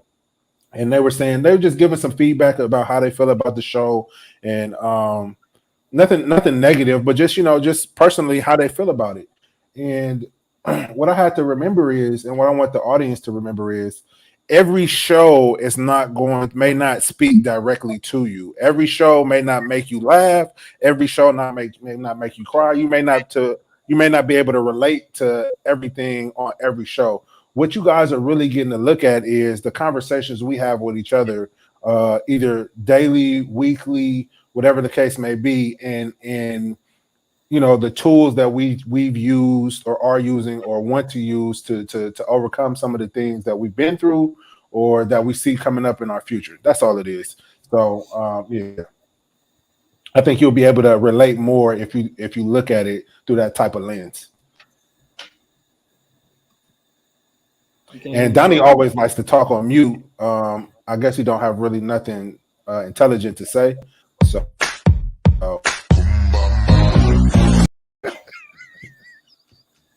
I usually don't. So let's get into this first video here. Dub, I'm expecting you to be the first one to chime in on this video, bro. You got to thank you. Yo, Jordy. Dude, so Jordy, I thought that was the sister of the lady because the lady looks so young, but that's her daughter. But I had a lot of fun. I think y'all gonna like the images that I created today. So, all right, y'all ready? Let's go. Dub, I'm expecting you to have the first comment on this one. Here we go. I'm not mad. I'm not sad. I'm not upset. I'm not tired. I'm not annoyed. I'm not ignoring you. When I have something to say, I talk. When I don't have anything to say, I don't talk. That's it. Look, bro. Crazy part about it is, I swear I was about to put that same thing up.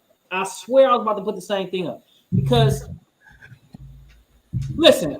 If I got nothing all right, here we go. Listen. I mean, seriously. If I ain't got nothing to say, I ain't got nothing to say.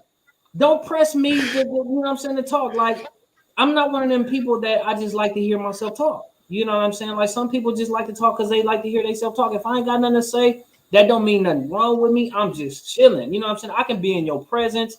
I'm just chilling. You know what I'm saying? Like, when something is wrong with me, something bothers me, or if I have something to say, I'll definitely let you know. You know what I'm saying? As y'all can see right now on this show, I don't bite my tongue. Right? If I got something to say, you know what I'm saying? If you look stupid as hell, I'm gonna tell you look stupid as hell. If you pissing me off, I'm gonna tell you pissing me off. In real life, he'll say to your face in real life.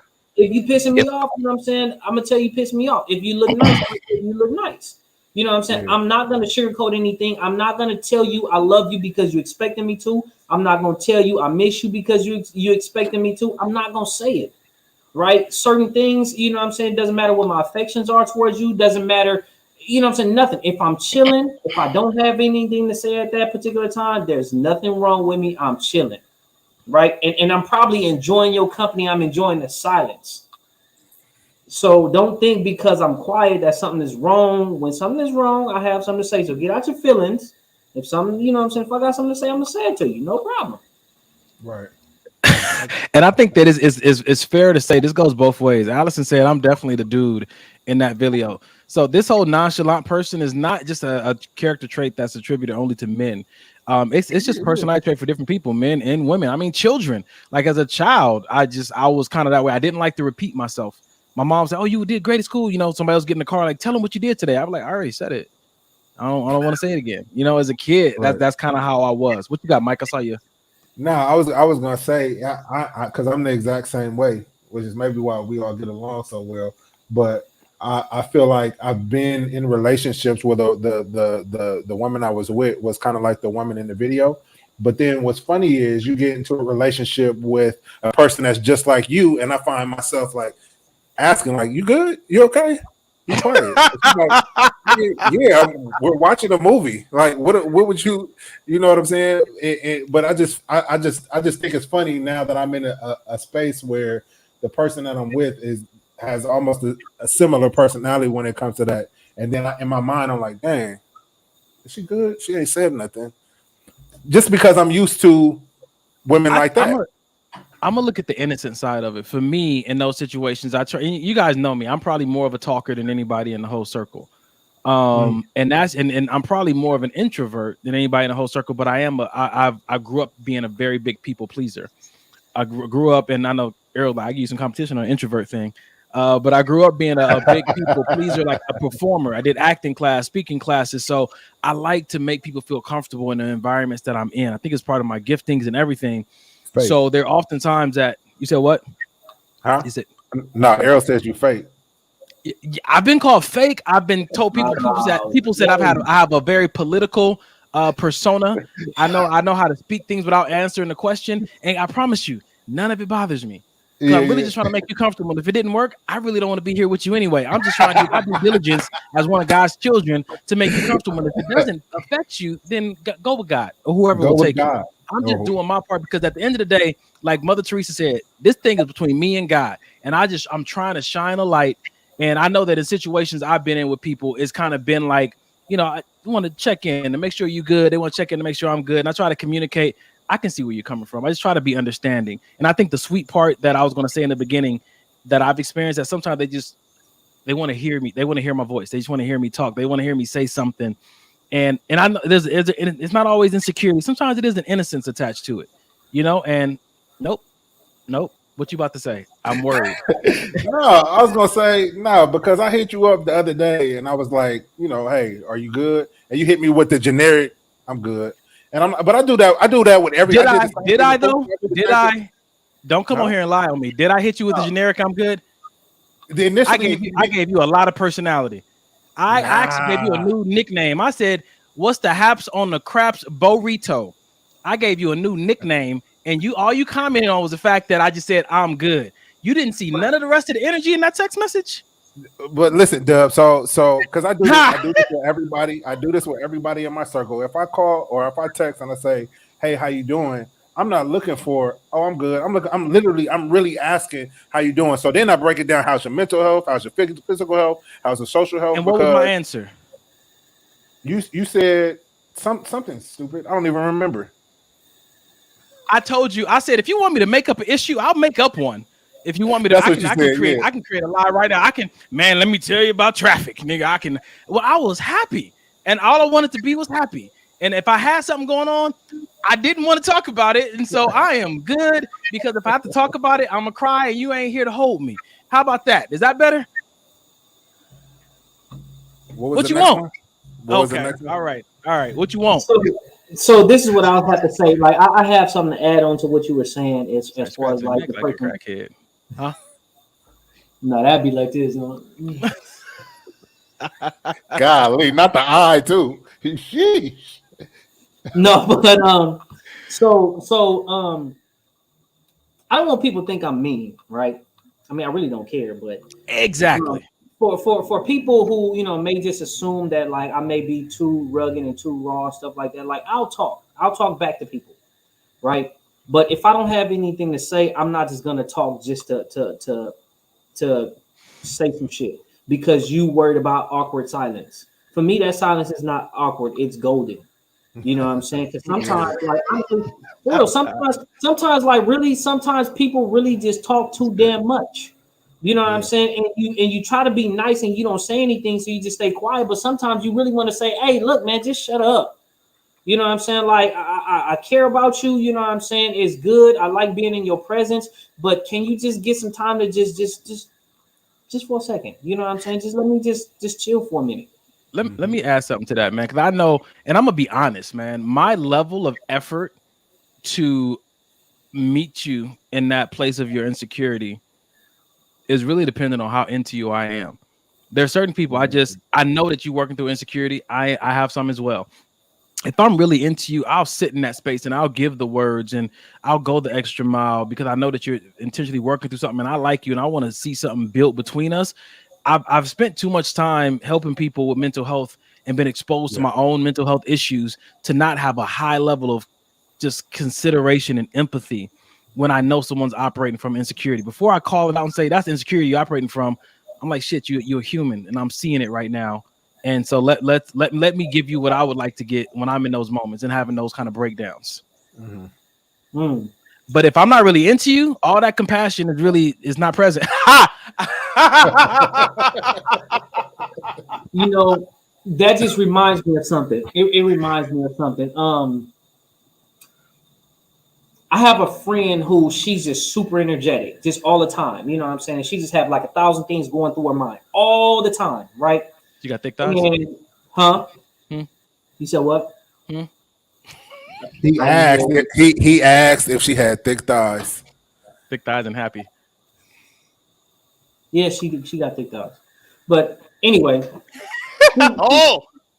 she's always just going. You know what I'm saying? Like her attention span is not great. You know, right? So she's always just like bouncing around, just with just like a whole bunch of different things. So sometimes with for me, you know what I'm saying, like she asked me before, like, am I too much for you sometimes? And I had to be honest, like, yeah, sometimes, like, just chill, just calm down.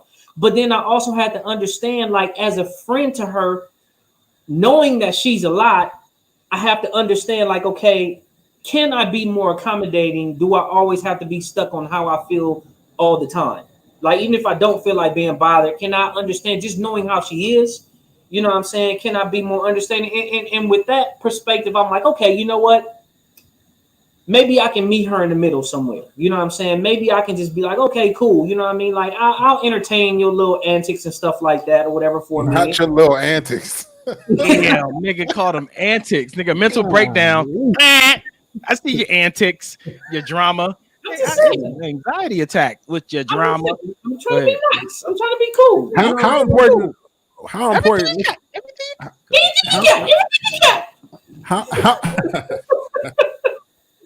How important is it for y'all to when you guys do enter into a romantic relationship? How important is it that you enter into a relationship with a woman that's gonna give you that space? Like, all right, he just chilling. Let me just go on in the other room, leave him be, and then when he wants to talk or when he's ready, he'll come around. How important is that? I feel like for me, the amount of space I need is not a constant thing. It's not. I'm looking at Jesus. Carrie. Hello. Welcome to the show, Carrie. Hello, ladies and gentlemen. Welcome to the show, Carrie. Finish your answer, please. Please finish your answer. Hey, actually, Mike, can you ask the question one more time and then finish your answer? Go ahead. Yeah. Mike. So how important is it? What was that? Wow. Stephanie, we're gonna have to block Steph too. You ain't blocking Steph. I got you, Steph. And we're trying to block. Steph is the travel agent that will help you get anywhere that you need to get. Yeah. Will she help you get anywhere? Steph saying meet in the middle of the peach. Anywhere you need to get to, Listen. get your discount. Yeah. Steph is good people. Least you take the safest way, the safest route to get there. Okay. Go ahead, Mike.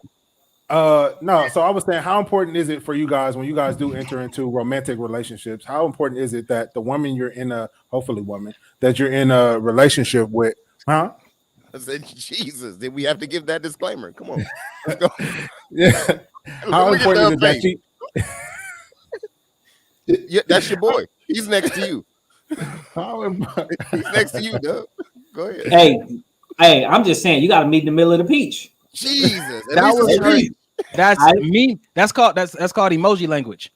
Meeting them, it's like sign language, but using emojis. So you got to meet in the middle. You meet it was perfectly clear to me. With the eggplant. No? Okay. All right, let's go. Next. How important is it that you guys end up with women that allow you guys that space to just be by yourself? Okay, you're going through something, or you're bothered, or you just don't feel like being bothered. How important is it that you have that type of woman in the next relationship you guys get into? I think it's important for me to be with a woman who can read, because like I was saying before, it's not static. Who can read me? Mike. Okay, because I learned that in third grade. Like, what did I walk into? Wow, you can read it. What kind of remedial women are you dating? Listen, hey, I'll just teach her everything she needs to know. I mean, the education system ain't right anyway. They ain't got my best interest in mind. Shoot, thank you, brother. Huh? Well, I tell you everything you need to know. No, but I think it's for me just being able to read, because I'm not static like that. Some days I got more energy and more capacity, and some days I don't. But she'll get to know me, and I'll get to know her through intentional intimacy, and be like, all right, I feel my babe. My babe today is kind of like space. I got you. I think it's a number of things. I think it's being able to read, you as a person, reading too, because it's fundamental. Being able to listen, and then for us being able to communicate. Because if you communicate with your partner how you are and how you're feeling, and you guys have that open space where you guys have that level of communication, and she always knows that if there's something wrong, you will say so. Like I heard on the way here, Dub was like, if I want to tell you what's wrong, I'm gonna tell you what's wrong. If I don't feel like it, I don't feel like it. But I also, that's where Donnie comes in with the reading part. I feel like if your woman can read you, then she knows even those moments when you're saying I'm okay and I'm not. But she knows enough because you've communicated enough to give you your space, and you're ready to talk about it when you're ready, because you guys have had that communication. She listens and she reads your language. I think that the part where I've abandoned ship and where most people abandon ship is the learning curve, the time it takes for that person to get fluent in my energy, fluent in my pattern. And I think that's the part where I have to really be patient. Like if I really want this thing and I feel like there's potential with her, like I need to be patient in those moments of her learning and getting, and me learning and getting her in those bumps in the roads and those mistakes, and on the days when we both have no capacity. It's funny that you say that.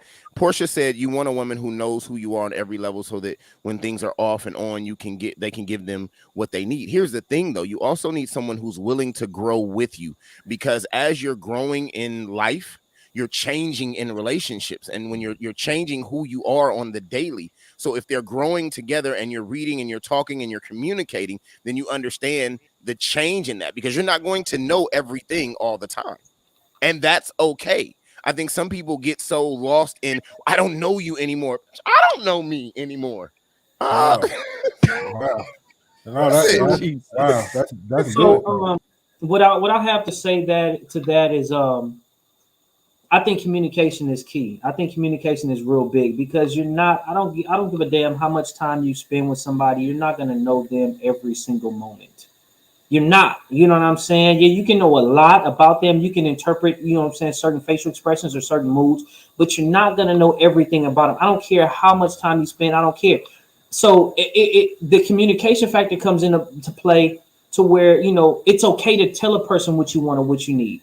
It's okay to ask a person what they want or what they need. You know what I'm saying? I heard something a long time ago, and the guy says he makes it a point to ask his woman, how do you need me to love you today? Because it's always so different. You know what I'm saying? I'm not expecting you to read everything. Even if you see something on my mind, you know what I'm saying, and you just have a love and concern for me, you maybe want to ask, oh, you know, you okay, babe? You know what I'm saying? Like, do you need anything? And if I want to talk about it at that time, I'll talk about it. If not, I'll just say, you know what, not now. Just respect me if I say, hey, not now. You know what I'm saying? You may see something that's bothering me. I may even be in my own, you know what I'm saying, funk for whatever reason. And at that time, I may say, you know what, not now, because I'm still trying to clear some shit out in my mind. You know what I'm saying? I'm still trying to think about something, the right way to process whatever it is that I'm thinking or that I'm going through. So even in that, okay, babe, not right now. You know what I'm saying? Just give me a second. Respect the fact that I asked for time to think about it.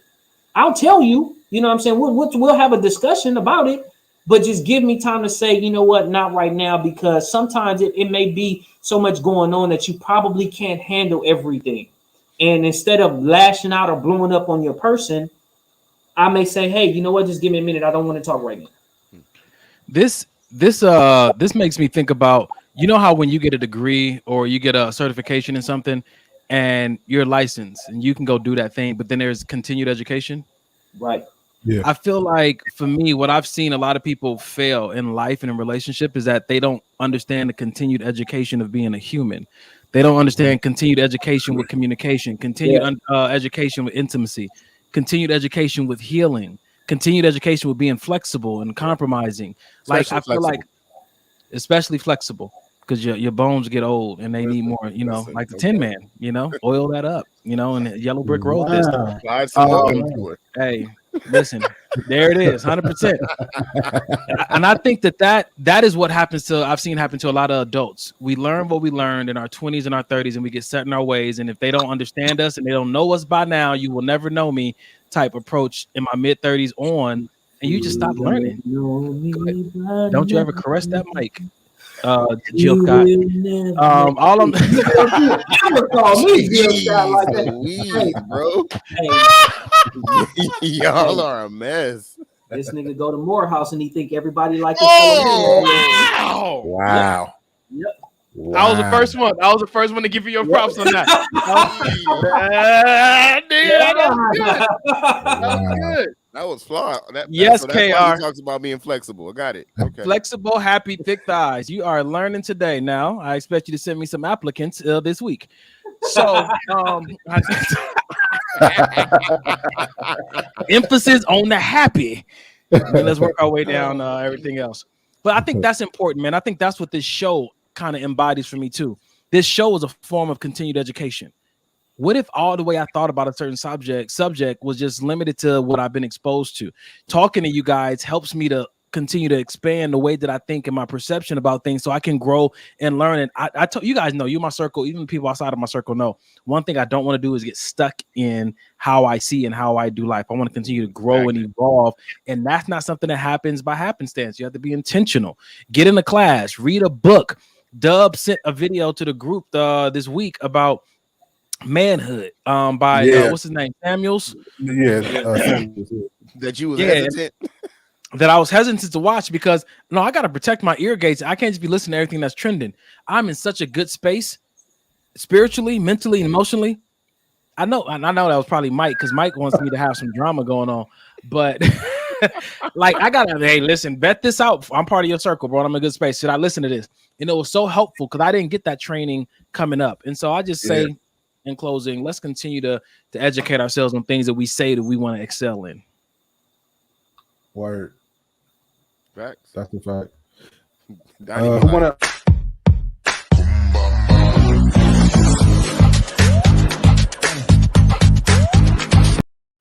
hate it. Who did that? Who did it? Who did it? I hate it. All right. So since we're talking about people getting comfortable in their relationship, y'all ready for another video? Let's go, bro. Let's run it. Let's run I already it. know where you going. Oh, hey. I'm so glad you came over. I was just getting ready for bed. Hey babe, is this a pimple on the back of my neck? When you come past, can you get me my water, please? Babe, I'm so bloated. Put your phone down. Babe, can you come rub my back? Babe. Babe. Babe. Can you do that quieter?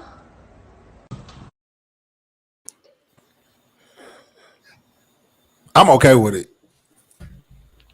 Now that level of comfortability she jumped into in year 5, are you guys looking forward to that? I mean, I'm looking forward a little further. I mean, closer than year 5. Like, I need you to give me that when you get comfortable, like early, so I can know what I'm dealing with. 5 months. Listen, Jack. What you got, Doug? When this brother raised his hand, it's about to get real. Before he gets into that, let me tell you something. I need a balance of both, though, all throughout the relationship. I need you to be like you were in the beginning. I need you to be comfortable, but I need you to never forget what you did to get me. Because, baby girl, just as much as you can get me, you can get left. Wow. So this is what I have to say about that. I want you to be comfortable with me, but there's certain stuff I don't want you to feel like you can say to me. Like, for example, I heard this woman say to a man the other day. I knew he was going there. She said to this man the other day, What'd you say? "Oh man, I have to take the biggest shit right now." Jesus Christ!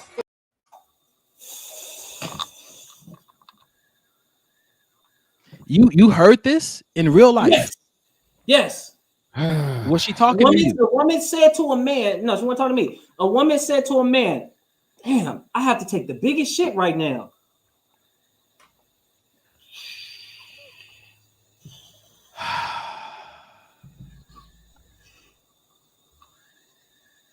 And what was your issue with that? You put it in the group text. What was your issue with that? I don't want no woman telling me you got that damn comfortable. I don't want you to be that comfortable with me telling me you got to take the biggest shit. Like, I understand you got to use the bathroom and go in there. First off, don't tell me. Don't tell me anything about you taking the shit.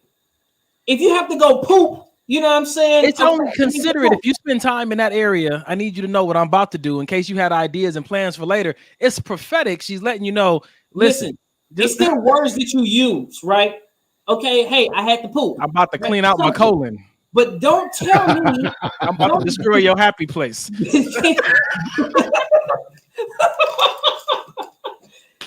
Bro. Yeah. I'm about to paint the walls, Ray. I'm about to paint the walls. Hey, this is certain stuff I don't want to hear, bro. I do not want to hear a woman who I'm looking at a certain way tell me, you know what I'm saying? Whoo, I gotta take the biggest shit right now. And looking straight at me in my face like, help me find a restroom. Is the cry for help. Okay, so I just say, look, I gotta use the bathroom. Can you help me find a restroom? So it's just really it's the verbiage for you. You don't want that. Verbiage. Okay, it's the verbiage. What would you I want you to be? I want you to be my homie, but I don't want you to be my homie like that. Like, I want to have some type of soft image about you in some aspect, at least in that aspect. Because when you say I gotta take a shit, that makes me feel like you about to go clog up the toilet. Right. That makes me feel like you're gonna have to take the plunger and break that shit in half. You just gonna try to use this brother as a plunger. You put it in there. Huh? You just transferred into a whole nigga right there. You know what I'm saying? As a woman, you just transferred into a whole nigga. I gotta take the biggest shit. What? Now that little dainty asshole now looks like a big. Go make brownies. Go make brownies, yo. You gotta go make these brownies, yo. With sprinkles and corn. All right, I'm done. All right. See, I'm done. See, exactly. How comfortable you want to be? Not that goddamn comfortable. You know what I'm saying? All right. Fair enough. Okay, so what if you want her to be so comfortable after she go and she'd be like, "Oh my God, it's big! Look, babe, come look at it." How comfortable you want her to be? I'm just saying. No, I'm reading Amber's. I'm reading Amber's comment. Listen, I don't even know if I should pull it. You should.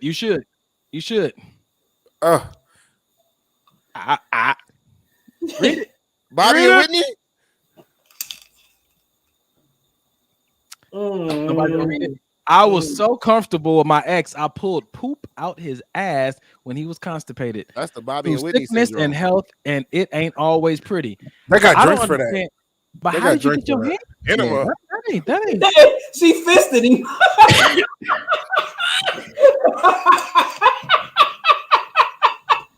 I would have a whole different set of questions. Hey. Hey, it ain't always pretty. You know what? No. Amber, I salute you. I salute you. I'm not gonna shake your hand. I'm about to say I'll never shake your hand again.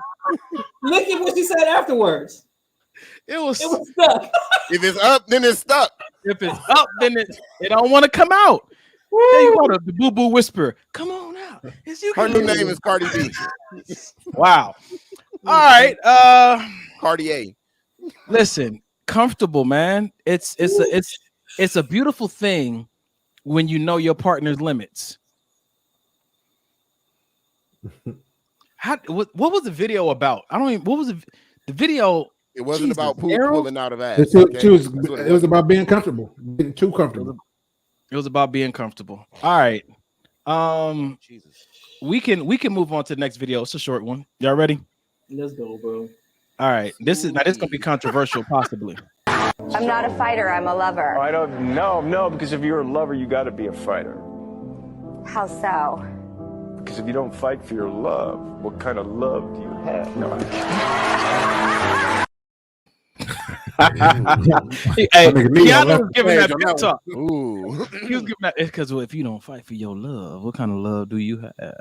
That's that. But that's even though he walked away like a joke, that makes you go, Yeah, y'all know this is a big topic for me though. Go ahead, Mike. Yeah, I think eventually there may come a time where you're gonna have to fight to stay in certain relationships. Like it's gonna be times where it's like, God, dog, I just want to knock this mother's head off. But you know what? I'm not. I'm gonna choose to forgive. I'm gonna choose to walk in love, and we're gonna work this thing out. If that's what you want to do. Fighting for your love and fighting your love are two different things. Message. Yeah. Yep. 100%, my guy. I think that's where we get the misconception. I think that's where we blur the lines, and that's where we have the problem usually. Because I don't want to fight my love. I'll fight for you. I'll fight with you, but I don't want to fight you. Thank you, Allie. Y'all know I got to struggle with the word fight. That's just I'm fighting for. I told somebody yesterday. I said I'm working on this whole idea of fighting for things that I say I want in my life. And I think like I wouldn't call it fight. I would call it intentional growth and communication or something more catchy. And I know it's just a mental block for me. This is not a blanket statement for everybody to subscribe to, but yeah, just something about that. Maybe something happened to me at a young age and that phrase was used. I saw a lot of fighting actually in one relationship that was really close to me. So I probably just need to readjust my perspective around it. But yeah, but it may be something as simple as, you know what I mean, you're struggling with something in your relationship and you're not fighting the other person, but you're fighting yourself to stay in that relationship. Like, look, I got to get this together. I got to do it for such and such a person. I got to do it. And you're literally fighting back and forth with yourself. That's a fight. That's a fight. That's not no kind of communication. This is a fight within myself that I'm having to stay in a relationship because I love this person. Yeah. Okay. Again, this keeps going back to the same thing for me. This is my growth for the night. It really does depend on the person. It does. And this is what I'm learning, man. Like again, like I said, I'm not looking for a person. I recognize that I'm actually looking for an experience, which is why my standard physical looking like standard is so flexible because it is an experience that I'm looking for. Dub, you was excited about something. Go ahead. I was very excited about something because I was thinking about this the other day, and there's a lot of things that people say they won't do. Oh, I ain't doing this. I won't do this. I won't never do that until you meet that person that you're willing to do those things for. Jesus. A lot of and times, you let her dig it out your butthole. Hey, nigga, no. Anyway, that's the highlight of your night, wasn't it, Donovan? Right. But so like we have these thoughts, right?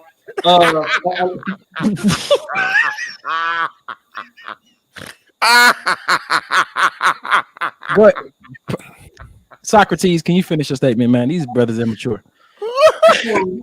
So there's like we have these standards and these thoughts in our head about what I won't do. I ain't doing this, I ain't doing that, because we form our own conclusions. Like, okay, if I do this, then this or that, whatever. And we say, oh, I won't do this, I won't do this, I won't do that. I won't be with somebody with bad credit. I won't be with somebody this, I won't be with somebody that. You say all these things until you get with that person and that person shows you something that you never experienced before.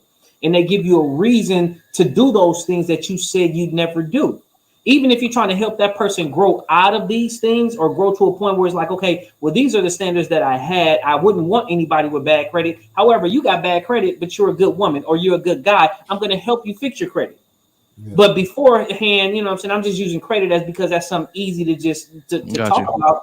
But there's a lot of cases that people say, oh, I won't do this. You know what I'm saying? Blah, blah, blah. I won't until they get with that person that make them want to.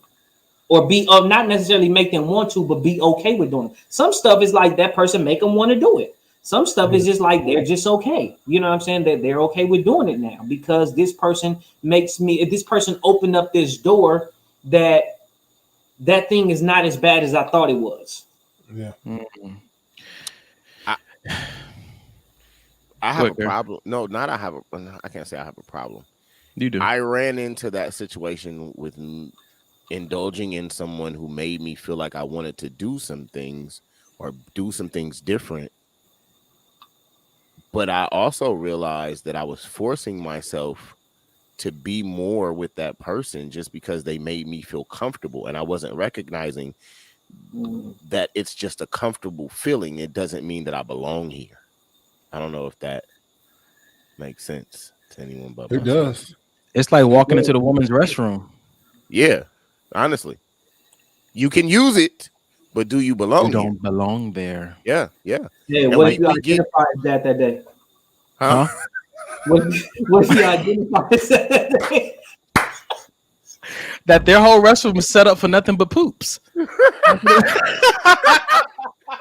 Ladies and gentlemen, this has been another wonderful episode of Maybe This Will Help the Podcast. I don't know. I remember the first time I went as a kid, went to a women's restroom. I did not understand why they didn't have the wall unit. I'm like, why the women's restroom? I didn't understand. I understand.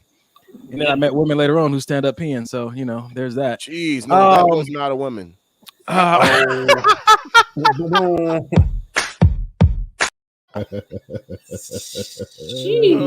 snap. Yeah, I got time for one more video before we get out of here for the night. Let's go, bro. We got time. Dude, do we have any more videos? Jesus. This is a longer video, but let's do it. Let's end like this. It's fine. Whatever. If you do not allow the word of God to govern your relationship, and y'all just living together and doing married stuff together and making all the things and doing all the things, you're not a bad person. It makes logical sense. But because it's not governed by the word of God and what he said, what ends up happening is stuff just starts going wild. Now you actually finally get married after 7 years of playing house, and he don't want you no more. It's not the same. Why? Because you were in a season living outside of the submission to the word of God, and now you got what you thought you wanted, but there is no actual exclusivity because I already had that. Already been there. And now I smell your breath in the morning. And now I got to deal with your attitude and your family and all that stuff. I'm just telling you, it goes wild.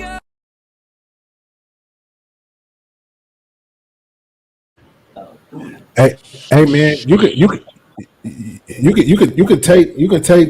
take God out of, you can take the word God out of everything he said. Just in normal everyday life, when you do something over and over again and you're living a certain way, let's talk about marriage. If you're living with somebody and every day you guys are basically doing what married people do, when you finally get married, what else is there to do? We've done everything. We've been living this way, so the marriage loses its luster, if you will. It loses its authenticity, if you will, because we've done what else left there? We live together. I know what you do. I know your morning routine. I know what you do at night. I know when you go to the gym. What new can we learn from each other because we've been living this way for so long, just without the title? I want to say this, man. That's not marriage. Marriage is not living with someone, sharing bills or an account. I'm not talking, but it's what married people do.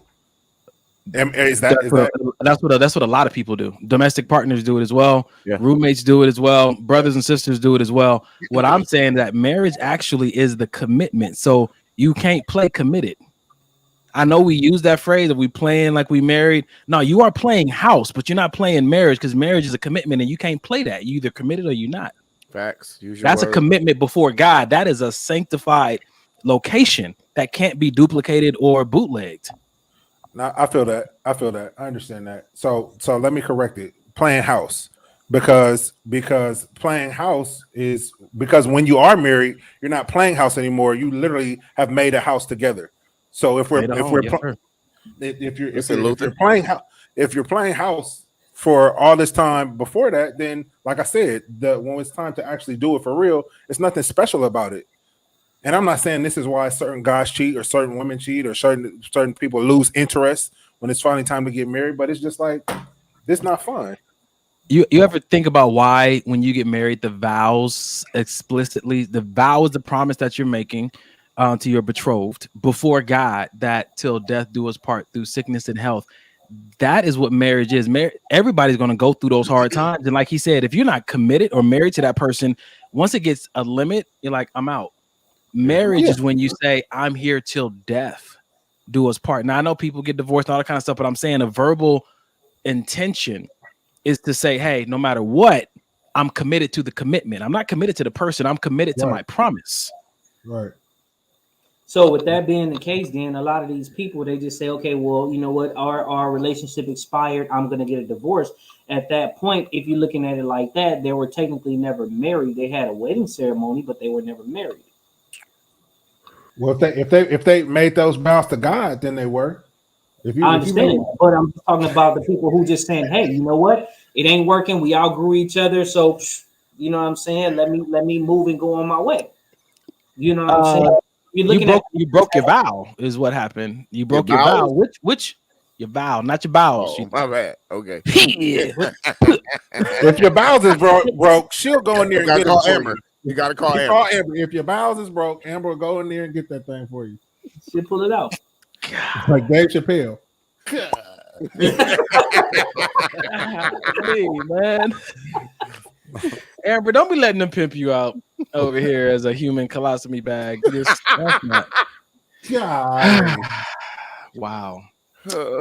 All right, ladies and gentlemen, don't play house, don't pretend commitment, and don't pull poop out nobody's ass. And like Amber said, don't be digging too much. This has been another episode of Hey, hold on. Because Carrie wasn't here for it. Why does Brother Mike said this is our future? Jesus. Damn, Donnie, did you get shorter? I guess I'm angrier. I'm shorter and angrier. Look. No, you angry because you got shorter. That's why. That's 100%. And I got, and now I'm the blackest person in the crew. Oh man.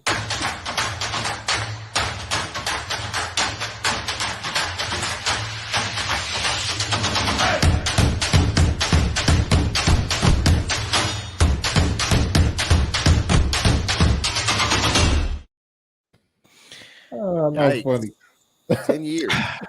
Man, 10-year challenge. The funny thing about it, we all look the damn same. That's crazy. For the most part, man. Just more gray. For the most part. All right. Fellas, y'all ready to do what we do? Yeah. So we shall. All right. Man, first of all, I want to thank everybody in the audience for participating tonight. This is what we do. This has been a lovely episode. We love when you guys interact. We get a chance to bring your comments on the stage because the goal is that maybe this will help. We know we're going to put an aim out there to help each other, but it's great when you guys actually get impacted by that, especially when you guys help us with your content. So we appreciate y'all for that. Remember to put your favorite part of the show in the comment section. Remember to tag somebody that needs to watch this episode. Remember to share this on your social media platform on YouTube or share it on Facebook so we can get this word out. Before I go any further, Mike, what happened? They went back up, but when you started talking, I was just watching the numbers go down. Because they know what's coming? You're right. They went back up though. They went back up. Okay. So before we lose y'all, one of my friends sent me this. You gotta know that mental health is important to us. Mental health is a big deal for us, and we always are advocates for you living, enhancing your mental health so that you can make better choices so you can live your best life. It doesn't just happen by happenstance. Like, you want to make better choices, you got to get help to get the things out of you that'll cause you to make the bad ones. And so we like to give you guys resources. One of my friends sent me this, and I want everybody to take a screenshot of this.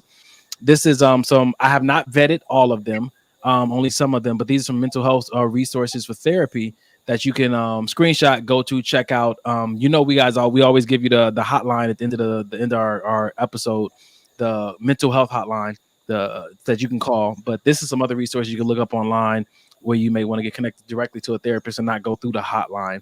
But I just wanted to put that up for today, and also give you guys our normal resource, which is the access line, 24-hour mental health, 1-800-854-7771. 1-800-854-7771. That is a mental health hotline that you can call and get connected to therapy, get connected to counseling, get connected to support groups, because this path of living or becoming the optimal version of yourself, it does take a village, and sometimes that village is one person, sometimes it's 20. And as Mike says, sometimes it's not the therapy for you. Sometimes it's not going to a therapist or going to counseling. Maybe you go hiking, or maybe I saw today on a TV show, everybody from this mechanic shop, they went outside and they did burnouts in their motorcycles and their cars, and they said it's just like it's an incredible stress reliever to just go do burnouts. And you just sometimes you got to get creative, but whatever it is, man, don't let that thing sit locked up inside of you, because that's really the birthing ground of illnesses, not just mental illnesses, cancer, ulcers, like all kind of things. And Errol can talk a little bit more about, you know, the dangers of stress. If you want to add a few tidbits right here, bro. Yeah, just stress. Like you always hear people say stress kills, but you know, stress really tears you up from the inside out, and sometimes you may not even think about it. You may even think that it's cliche when people say stress kills, but you know, speaking from personal experience, stress, you know, had me having headaches and having dizzy at a certain point, and it just really started to mess with me. It really started to scare me, you know, because I'm thinking like, okay, well, what's going on? Is it something more? You know, why am I dizzy like this? I'm at work, and why do I feel like I have to keep on moving?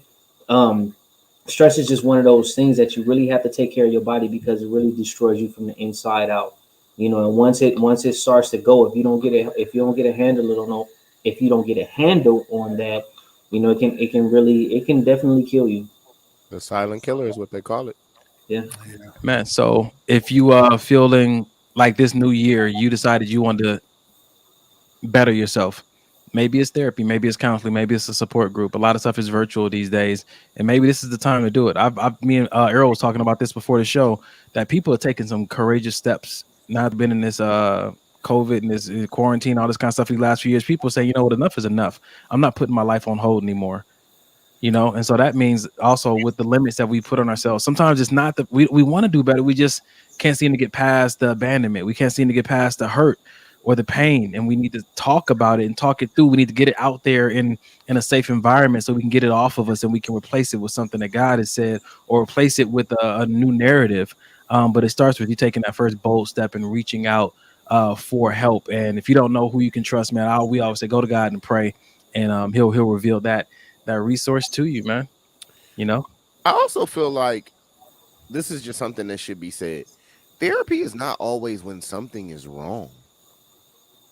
Take the opportunity to maybe find a little bit more about self, and talking to a therapist will help you develop some things that you don't even know you may need to develop. It may make you see some things you don't even see for yourself. It's not, we've put such a negative connotation on how, you know, we look at therapy, when it really should be something that should be so normalized. And if it's not normalized by the people around you, normalize it for yourself. And let me ask this to everybody in the audience. We did this last week. We just had so much we wanted to share. I want to ask a question to the fellas, but are you guys willing to stay a little bit longer, maybe extra 5 minutes, or we need to get out of here? That's what she said, but I'll stay. I'll finish off myself. Mike, Errol, that's what she said. Everybody in the audience, y'all mind an extra 5 minutes? I know last time y'all chimed in and gave us some. Just give us a thumbs up or a yes, or what we say hashtag last time, hashtag keep going for just an extra 5 minutes. For the extra two. For the extra two. Extra 5 to get you 2. I just want to add something here real quick. As we're talking about mental health, and this is a self-reflective place. We got some comments coming through. Yep. We got the thumbs up. Okay. Thank you, Opal, Kiss May, Amber. Yes. Okay, cool. So here we go. I'm gonna explain why I'm putting this one up. Let me get this comment down real quick. He didn't waste your time. He got to know you first and didn't like you. Jesus. He didn't waste your time. He got to know you first and didn't like you. There's a quote that I live by, and it says that true heartbreak is when what you desire desires you, but you're not prepared to give what you desire what it deserves. Oftentimes, we're so upset for people walking out and leaving us, but we have yet to look in the mirror and see what kind of environment we were asking them to live in. Mm-hmm. And sometimes this is why I do the work. If it's not your spouse, if it's your children, your friends, I don't want to force or try to convince my friends to be around this toxic thing that I won't confront. Therapy helps you to get free, and it helps the people connected to you to live a more full life as well, because sometimes people are really laboring in love with you, which is admirable. But the way you show appreciation for people who are laboring in love with you is by doing self-work, not just by saying, this is me, accept it. I understand the beauty of that. but just continuing to open up yourself and being willing to look in the mirror, like Earl says, and confront some of the, the bags of shit that we're carrying around and saying, hey, I had to look back over my life and understand why some of the people did walk away once they got to know me. And not that, oh, they don't deserve me but hey, I had to do some work. Accountability. That's what this show is about. Absolutely. Absolutely. That was good. Ladies and gentlemen, pimps, players, hustlers, and women of the night, we have given you something that just may help. But don't forget the maybe, baby. Okay? Huh? Listen. Who's going to pray us out, man? All right. Mike, you got ready. Go ahead. All right, let's do it. All right. Father, thank you for bringing us together once again. Thank you for ministering, hopefully, to the people watching. You definitely spoke through us and helped us, I know, here on the show, Lord. We just thank you and praise you for everything that you have in store for us this week, Lord, the things that we don't even know that you're setting up for us, Lord, whether it's that job, whether it's, relationships. Thank you for healing, physical healing, spiritual healing. Thank you for a spirit of forgiveness, Lord, for whatever anybody may be going through, harboring unforgiveness, Lord. And I just thank you and praise you for safety throughout the week, coming from work, going to work, school. Thank you for safety with every crazy new strain of this disease that's going around, Lord. We just thank you and praise you for everything. In Jesus' name we pray, amen. Amen. Amen. Y'all mask up, man. Mask up. Mask up. What? Mask up. Mask up. Wear your mask. What? Cut your hair.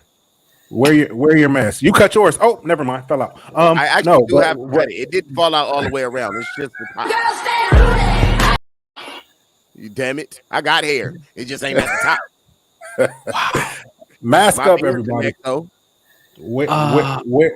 Wear your mask, please. It's real. I know a lot of people initially didn't believe what was going on, but please do. People are dying. I'm sure everybody knows somebody that's passed away from it. So just take it a little bit more seriously, please. So my son could go back to school. That's all you care about? And get out the house. Really, at the end of the day, I'm tired of this little. Hey, you guys coming out. God bless. Good night. F them kids. 2 Chainz.